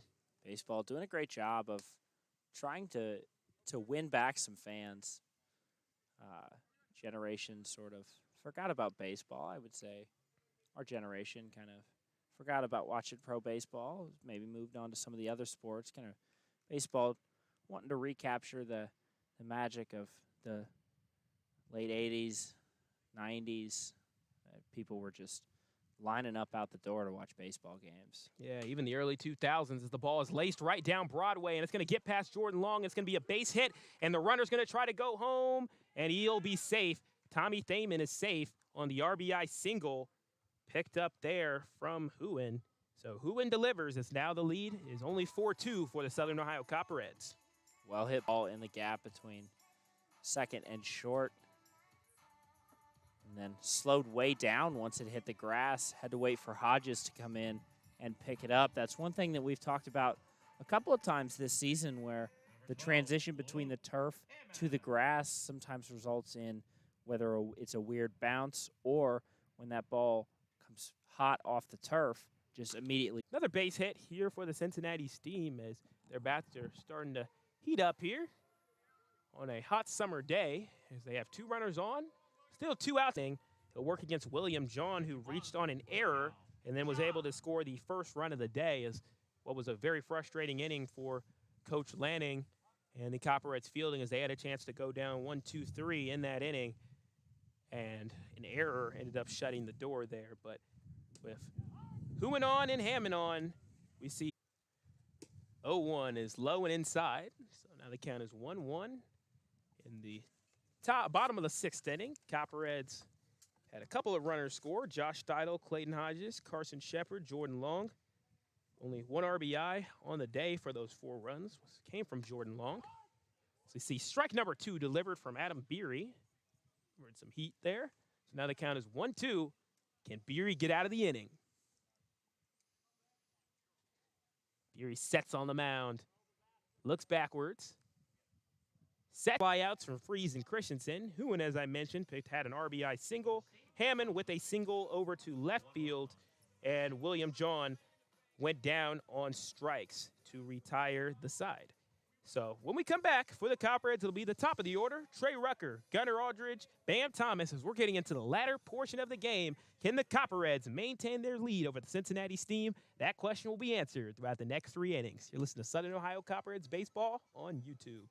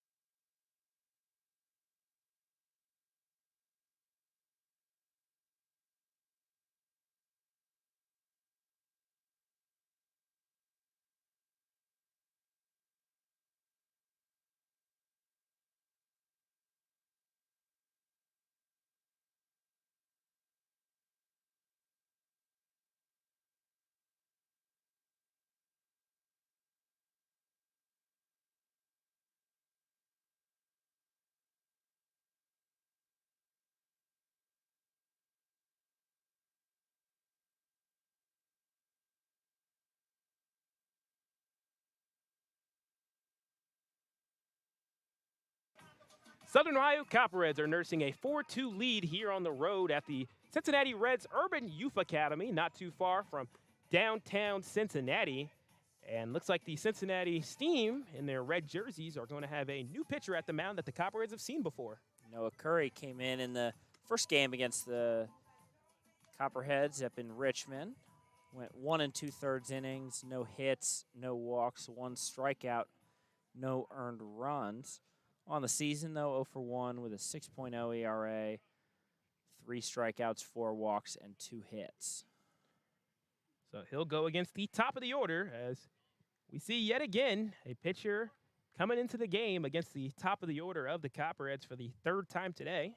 So, of course, that's something just by random chance, but fun pattern to notice is Copperheads have had a solid day so far, 4 runs put up, and they're able to take advantage of some mistakes from the Steam. Curry with an interesting sort of pitch in motion, and we'll see if this could kind of confuse the Copperheads a little bit, as we'll see the first pitch to Rucker as he swings and gets a drive into foul territory for strike number 1. Goes out into the bullpen, and this nice little complex as many different games are being played here. Looks like they have fields of different sizes as well. For ballpark, sponsored by the Cincinnati Reds. You see their logos and everything like that all over the place as we see the pitch up high, as we see that sort of interesting little bit of emotion there from Curry. Bit of a submarine action on his pitching. Gets real low, and the ball gives the illusion that it's coming up. So 1-1 for Rucker, who gets some good contact on it. It's a deep drive into right center field, going to the wall, and it's caught. Oh, so close from Trey Rucker as he delivered a deep drive. It had a chance to get out of here, but it was robbed at the last second, as it was a solid play on the back end from the Cincinnati Steam.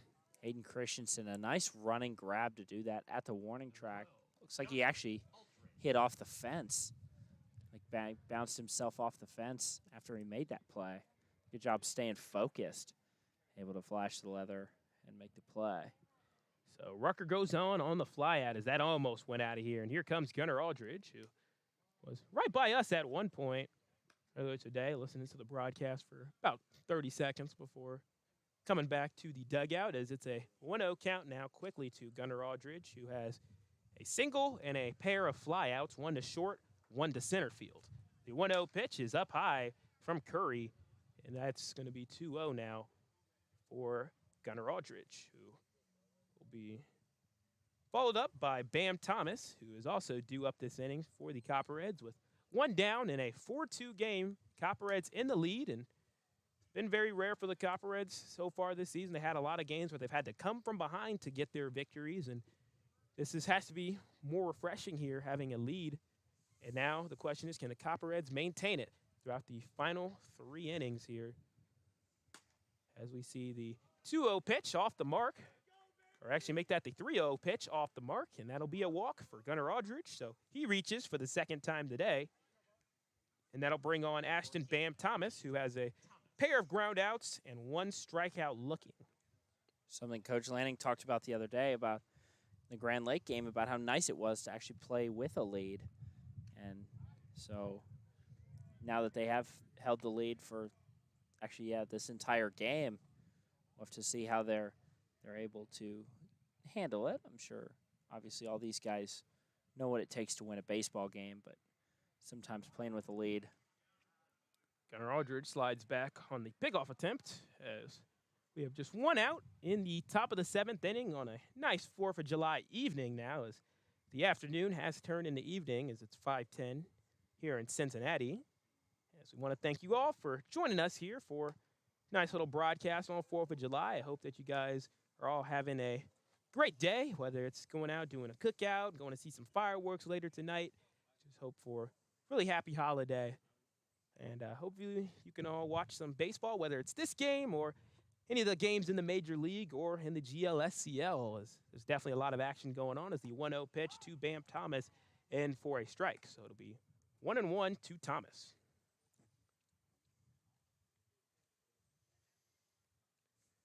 So I want to say thank you for bearing with us, as well as we had hot temperatures, tough on our technology here as We run a lot of this on our own here with a small set of equipment and try to get any broadcasts out there that we can. So we're glad that at least trying to get some sort of product out there. Each of us have our own headsets that we bring to each game and have various connections and stuff right here with a little webcam. Sometimes we use the iPad as well. So very interesting as we have a 2-1 count, and it's going to be hit the edge of that strike zone as Curry delivered a solid pitch there. So now the count is 2-2 to Bam Thomas with one runner on and Gunnar Aldridge at first. One out in the top of the 7th inning. Copperheads lead 4-2. Bam looks a little bit off. Definitely due for a hit here. And he got him swinging as Bam Thomas tried to swing at that ball that dipped low on him. So he goes down on strikes, and that'll bring on Josh Steidel, who last time he was up, he had a single out to right field. And with 2 outs in the inning, the Copperheads will try to do their best to work with having one runner on the base pass, trying to always avoid leaving runners on. We've seen 4 runs from the Copperheads, just 1 RBI. As Curry, in his first inning of work, delivers a pitch up high. That's ball number 1 to Josh Steidel, who's burned the Cincinnati Steam in the past, has 2 home runs against the Steam, so half of his home runs have came against this squad. One of those guys on the Copperheads that's in the mix for the home run crown this year. Kyle Ratliff as well with 5 of them on the season. He also leads with a grand slam with 1. Josh Steidel, though, brought down the house a couple of times with home runs. Had the 2nd home run of the season for the Copperheads in that opening game against the Mariners. Gunnar Aldridge had the first one, and he's on first base in this 4-2 game with Clayton Hodges on deck for the Copperheads. As Curry sets at the mound, delivers, and it's in for a strike as he had a little bit of a break there as the ball arced down into the catcher's glove, and that's going to make it a 2-1 count to Josh Steidel.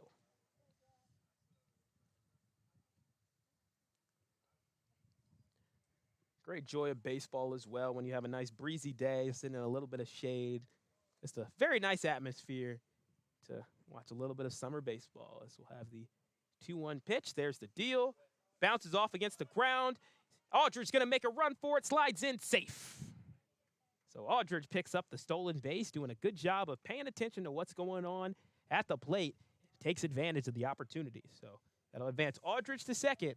And Steidel will now be dealing with a hitter's count in a 3-1. Nice jump on the ball, too. I think Steidel told him to probably stay the scoring position now. 3-1 is outside. That's ball number 4. So Josh Steidel reaches first. Does what he needs to do to be able to keep the inning alive. So 2 runners on, and that'll bring on Clayton Hodges. Clayton Hodges, one of the runners to score, the first runner to score. Matter of fact, he had a ground out, a single, and a walk to his name. Made it all the way to third base back in the 6th inning before he was retired. Now, here in the 7th inning, Copperheads nursing a 4-2 lead with 2 runners on. Will try to increase their lead. Curry deals the pitch, and it's in for a strike with the fastball. Seems like he even changes up the pitching motion depending on the at-bat. Sometimes we'll see that more submarine-like motion. Sometimes we just see a more standard motion as well. As we'll see Hodges with a closed stance. Take the second pitch down low for ball number 1, just nicking the bottom of the zone. So 1-1 count, 2 outs in the inning. 4-2 lead for the Southern Ohio Copperheads, wearing orange jerseys today, Steam in their red. The 1-1. Outside, that's ball number 2. Clayton Hodges puts up his arm to let the runners know not to go and try to steal, but Copperheads could try for a double steal. Copperheads left him loaded in the last inning, trying to avoid doing that again. Get a couple more runs to extend this lead just a little bit here in this one. See, ball number 3, skip across the ground. As the double steal could potentially be on for the Copperheads. We'll see. It'll be a risky gambit a little bit, given that Copperheads have 2 outs, but sometimes risks pay off, as it has paid off earlier in the day for the Copperheads. So we'll see as we'll have a 3-1 pitch coming to Hodges, and it skips across the ground. for ball number 4. So now the bases are loaded for the Copperheads with 2 outs, and that'll bring on Carson Shepard. So Hodges on first, Steidel on second, Aldridge on third. And the Copperheads will try to increase their lead. They put up at least 1 run each of the last 2 innings, and they'll try to do the same here in the 7th. Just like that, the bases are loaded. See if Carson Shepard able to hit something hard through the infield and get a couple of guys home here on this.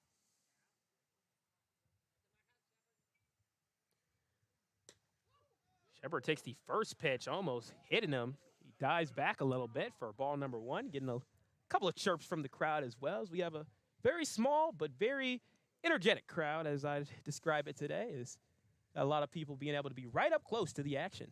Carson Shepard knows all too well what it feels like to get hit with a ball in this league, and got to be up near the top of the league standings as far as hit by pitches. I feel like every other game, dude gets hit by a pitch.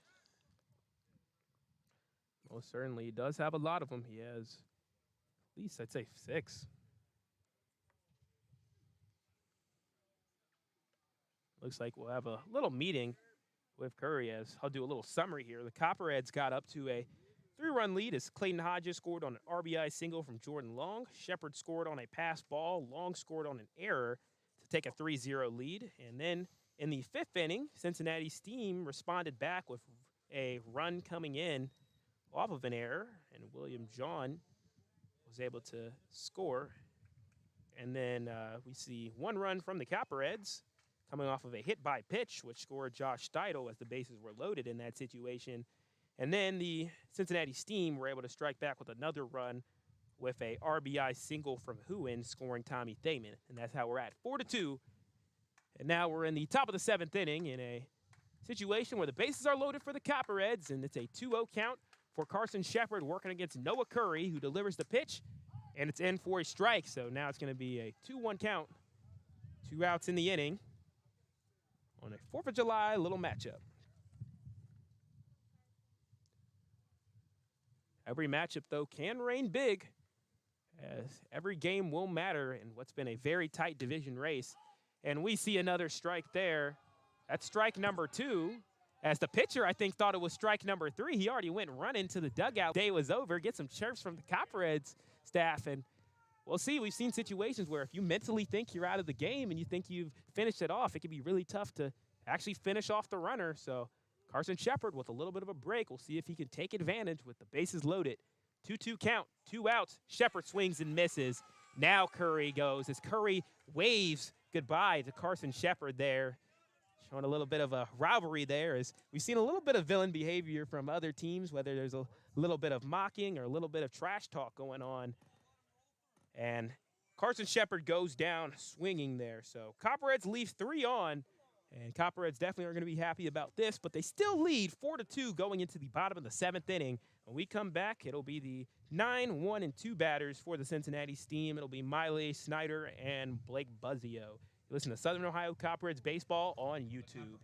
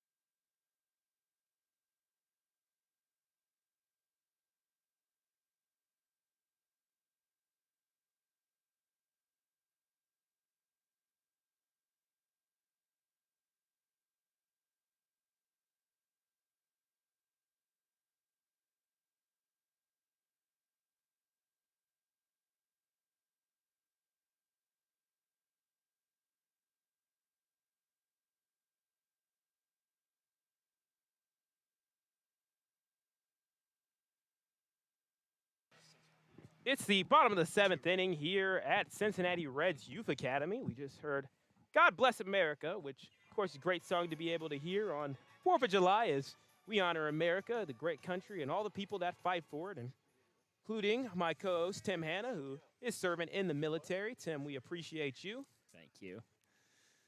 As Miley, first batter up, is going to get that one. It stays fair, and the catch is unable to be made from Class, so missed opportunity as Miley reaches on the error. It's a tough throw from Steidel. They called him out? Oh. Yep. Yeah, he came running down the first baseline. Steidel had to throw it kind of around him, and I think that's part of the reason he missed the throw. So good work for the Copperheads then. That ends up getting them a pretty good break there as, again, we're starting to see a few calls go our way. We've had couple not, but this is one of those cases where it does. So Miley goes down on the interference. And as Sam Maudsley said right next to us, ball does not lie as we see the first pitch in for a strike. So see pair of strikes already real quick to Snyder, the leadoff batter here for the Steamers. That was actually strike one. Now it's a 1-1 count. Sam, our expert opinion, our Dean Blandino, who's the other guy for the NFL that they do, but the expert in New York. Now we see a grounder out to second base. Carson Shepard can't glove it, so it'll be a base hit. And they'll call it an error on the field. And PA announcer decides to make it clear to everybody what the call is. So Copperheads' errors have started to bite them a little bit over these last couple of games after cleaning it up. We see a pair of them today.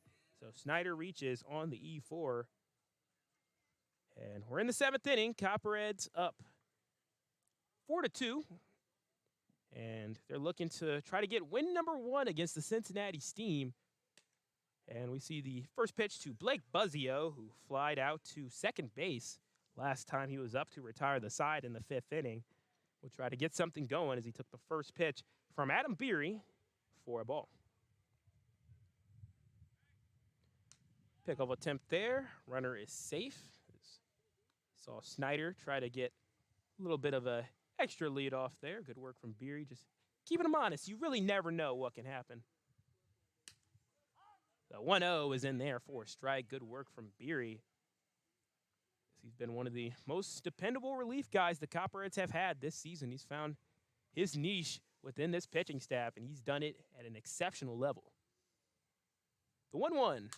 It's going to be laced out to third base. Frieson's able to get it out for 1 out at second base, and they're able to turn 1. So Copperheads get the second out of the inning as Miley went down on interference. Snyder goes down on the fielder's choice. Probably a good job there by Shepard to just hold on to that one, not risk the extra base on that one. Just allow him to go back to work, and now there's a force at 2 different bases. 2 down in the inning as Tommy Thaman comes up. He has a single and a pair of flyouts, so sitting at 1 for 3 for the day. Runner goes. There's the throw. Long tries to cover. He can't make the catch. Runner is safe. Tough break for the Copperheads. Good throw by Steidel. Good timing by Long to get back over there to cover it. Just slipped out of his gloves, or that was definitely going to be an out. So Blake Buzzio, who originally reached first on the fielder's choice, is able to get second on a stolen base. The pitch was thrown in for a ball, so it's 1-0 to Thaman. Beery takes a breath, looks back at second, delivers the pitch into the glove of Steidel for a ball. So we see the count at 2-0 to Tommy Thaman, one of the most talented players for the Cincinnati Steam team. 2-0, down low. So 3 pitches, 3 balls, with 2 down in the inning for the Copperheads in the bottom of the 7th, leading 4-2 over the Cincinnati Steam. 2 teams that'll see each other a total of 5 times. This is matchup 4 out of 5. We'll see the 5th one tomorrow back at Bob Rent Stadium. It'll be good to be back home as the 3-0 pitch is in for a strike. And we'll be back at Bob Rent Stadium in our favorite broadcast booth. Definitely enjoy a good broadcast tent, broadcast canopy, but does not beat our nice broadcast booth up there at Bobberin. No, we're a little bougie. We have our air conditioned. I have my night. Up into the air, up towards the parking lot. Will it hit nobody's car? No, it falls short of the lot, hitting a tree and ricochets harmlessly into the grass. A nice little shaded area. This park has all types of nice areas to be able to play baseball or just be able to hang out as well. Don Johnson Field here at the Reds Youth Academy is. We'll do it again. 3-2 payoff pitch. It's a deep drive high up into left field. Trey Rucker is there. Makes the catch. Loses his hat. As always, that seems to happen to Trey Rucker a good bit whenever he's out there. But every time that he's lost his hat, he's made the catch every single time. So I'd rather him lose the hat than lose the ball as the Copperheads retire the side, giving up nothing. And in the top of the 8th inning, they'll have a shot to increase their lead. You're listening to Southern Ohio Copperheads Baseball on YouTube.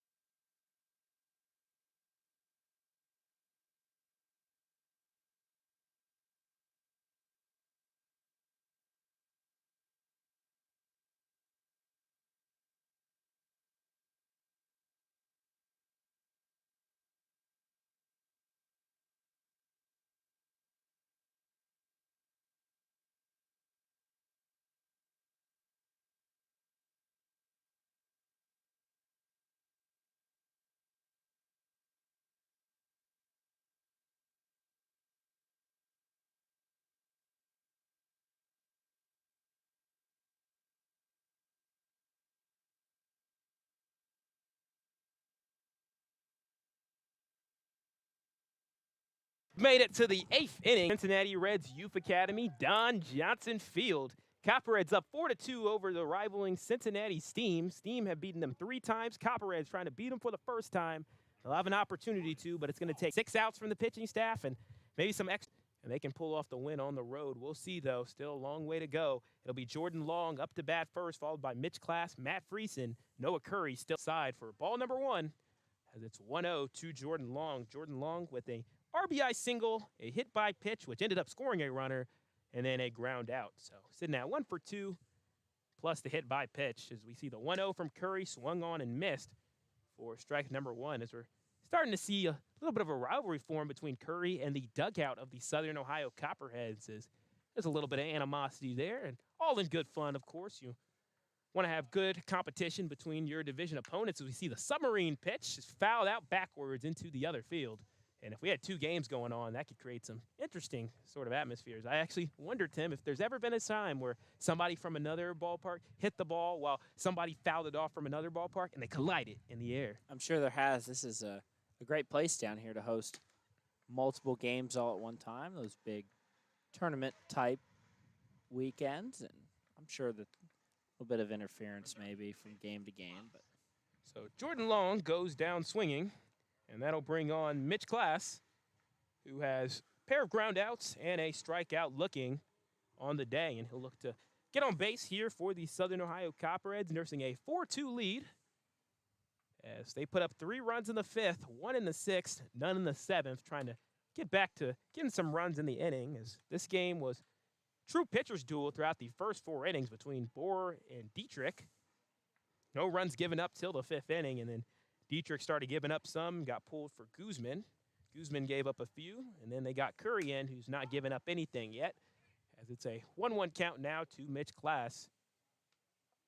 And at 6'4" from Concordia University, he's got his teammate Mason Adalny also on the team as well. They were high school teammates. In addition to that, as you see the 1-1 pitch inside this time, Mitch Class jumping back a little bit to avoid it. It's a 2-1 count with a 4-2 lead for the Copperheads in their orange jerseys going against the Steam in their very patriotic combination of red, white, and blue. The 2-1. It's going to be chopper right over the head of the pitcher. It's fielded on 2 hops by the second baseman and thrown to John at first base. So that's 2 down in the inning. So Class goes down on the grounder to Miley. Well hit ball. Miley just able to set his feet, turn, throw it back over in time to make the play. So here comes Matt Friesen on the day. He has a ground out, a walk, and a fielder's choice. And on the day, 3 plate appearances, now in his 4th. I think they've said Matt's name a different way all 4 times here. Public address announcer can't quite seem to figure it out. Of course. Yep, I remember him telling us it's freezing like the cold as he hits that one right over the pitcher's mound, fielded by the shortstop, and beautiful throw out to first base. So the Copperheads go down 1-2-3 in the inning for their 7, 8, and 9 batters. And now the Copperheads will have to stave off the Cincinnati Steam. As for the Steam, it'll be Freeze, Christensen, and Huin who will try to get them back into the game. Copperheads need 6 more outs to win the game. We'll see if they can do it when we come back. You're listening to Southern Ohio Baseball on YouTube.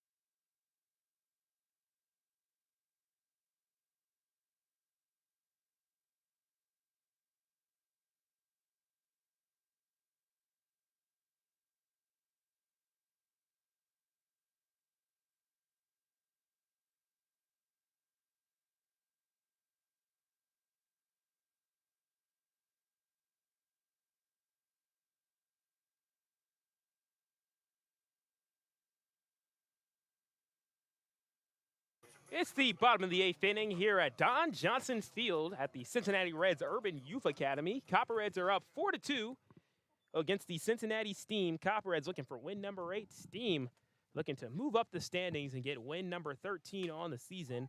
Due up this inning for the Cincinnati Steam will be Freeze, Christensen, and Huin.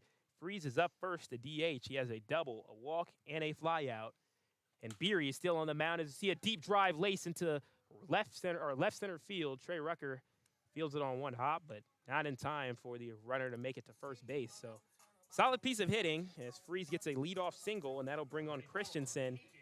Hayden Christensen 0 for 3 on the day. He has a strikeout, a pair of flyouts, and looking for hit number 1 for the Steam with 1 runner on, nobody out. In the bottom of the 8th inning, Copperheads up 4-2 as Beery delivers the pitch, and it's going to be a deep drive out to right field. Bam Thomas is back there. It's going, and it is out of here. 2-run shot from Hayden Christensen, the man with the same name as Anakin Skywalker, showing why you should not underestimate his power.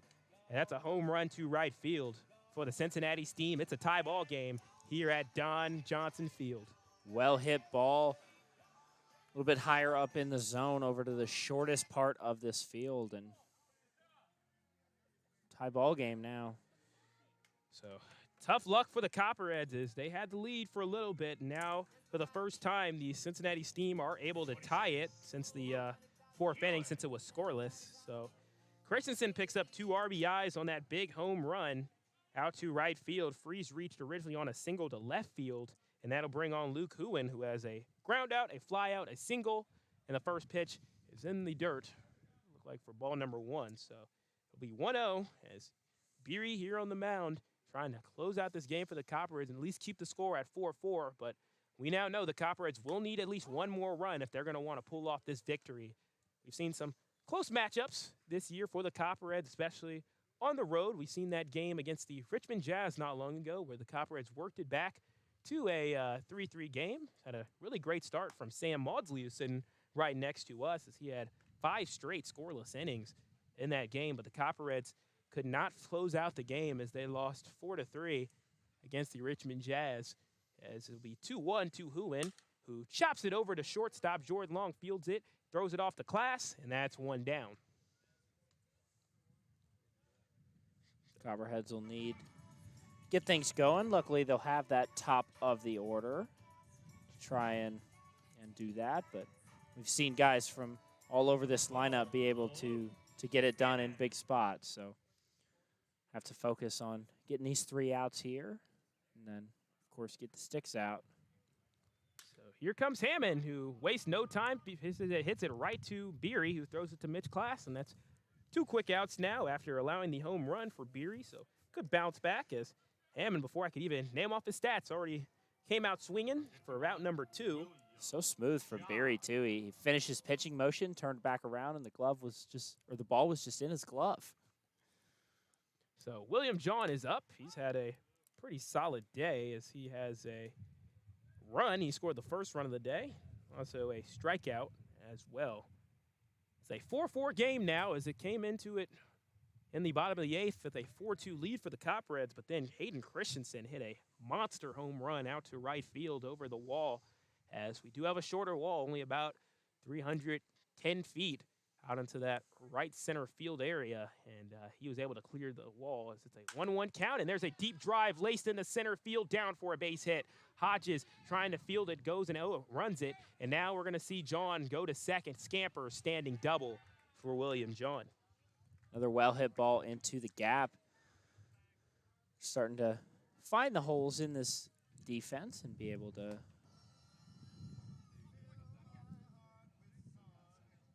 So we're seeing a solid piece of hitting now from the Cincinnati Steam in this inning. A trio of hits, but Copperheads still only tied. The game is still tied 4-4. So if Copperheads can close the door, they just need one more out. They can be able to give themselves a shot to win the game in the 9th inning. As Beery sets at the mound, delivers the pitch to Miley in for strike number 1. Beats 2 more of those, and he can get out of this inning. As there's 1 runner on second, and 2 runs were scored in this inning. Christensen scored Freeze on a home run, a 2-run shot. And now we see a ball chopped into the Copperheads dugout for strike number 2. So now 1 away for Adam Beery in this 4-4 game in the bottom of the 8th inning. Copperheads were up as many as 4-1 and 3-0. And for the first time since inning number 4, the game is tied at 0. potential for the overtime rule, something we haven't seen, you and I, Cedric, in person yet. Yes, we'll do. Correction, game tied at 4. I accidentally said it's tied at 0 as we see ball number 1. 4-4 game. Copperheads people who scored were Hodges, Shepard, Long, and Steidel. Runners that scored for the Steam, John, Thaman, Freeze, Christensen. Beery with a chance to get out of the inning. The 1-2 chopped over to Shepard at second base. Throws it to Class. Is it in time? Yes! Copperheads able to get out of the inning. The Steam, though, they were able to tie it up as they had a home run from Hayden Christensen scoring Max Freeze, and that's how they ended up getting their 2 runs. So the 9th inning, it's going to be a good one, Tim. We got a game on our hands. It's all tied up. On the 4th of July, the scoreboard reads 4-4. How fitting. And we'll see if the Copperheads can overcome a team that they have not been able to beat yet this season. Once again, the score is 4-4 going into the 9th inning. You're listening to Southern Ohio Copperhead Baseball on YouTube.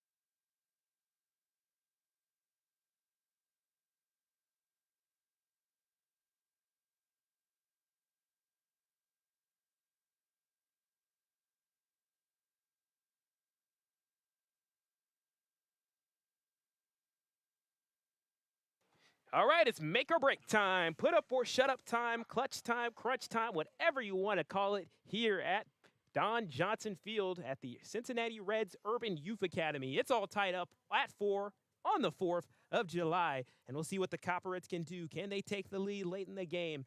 It'll be Trey Rucker, Gunnar Aldridge, Bam Thomas due up this inning, and we'll see the first pitch from Curry to Rucker. Rucker gets a little piece of it, but it's going to go foul for strike number 1 as energy is as high as it has been, at least in this series, all season long, as the Steam Copperheads not had any close games yet.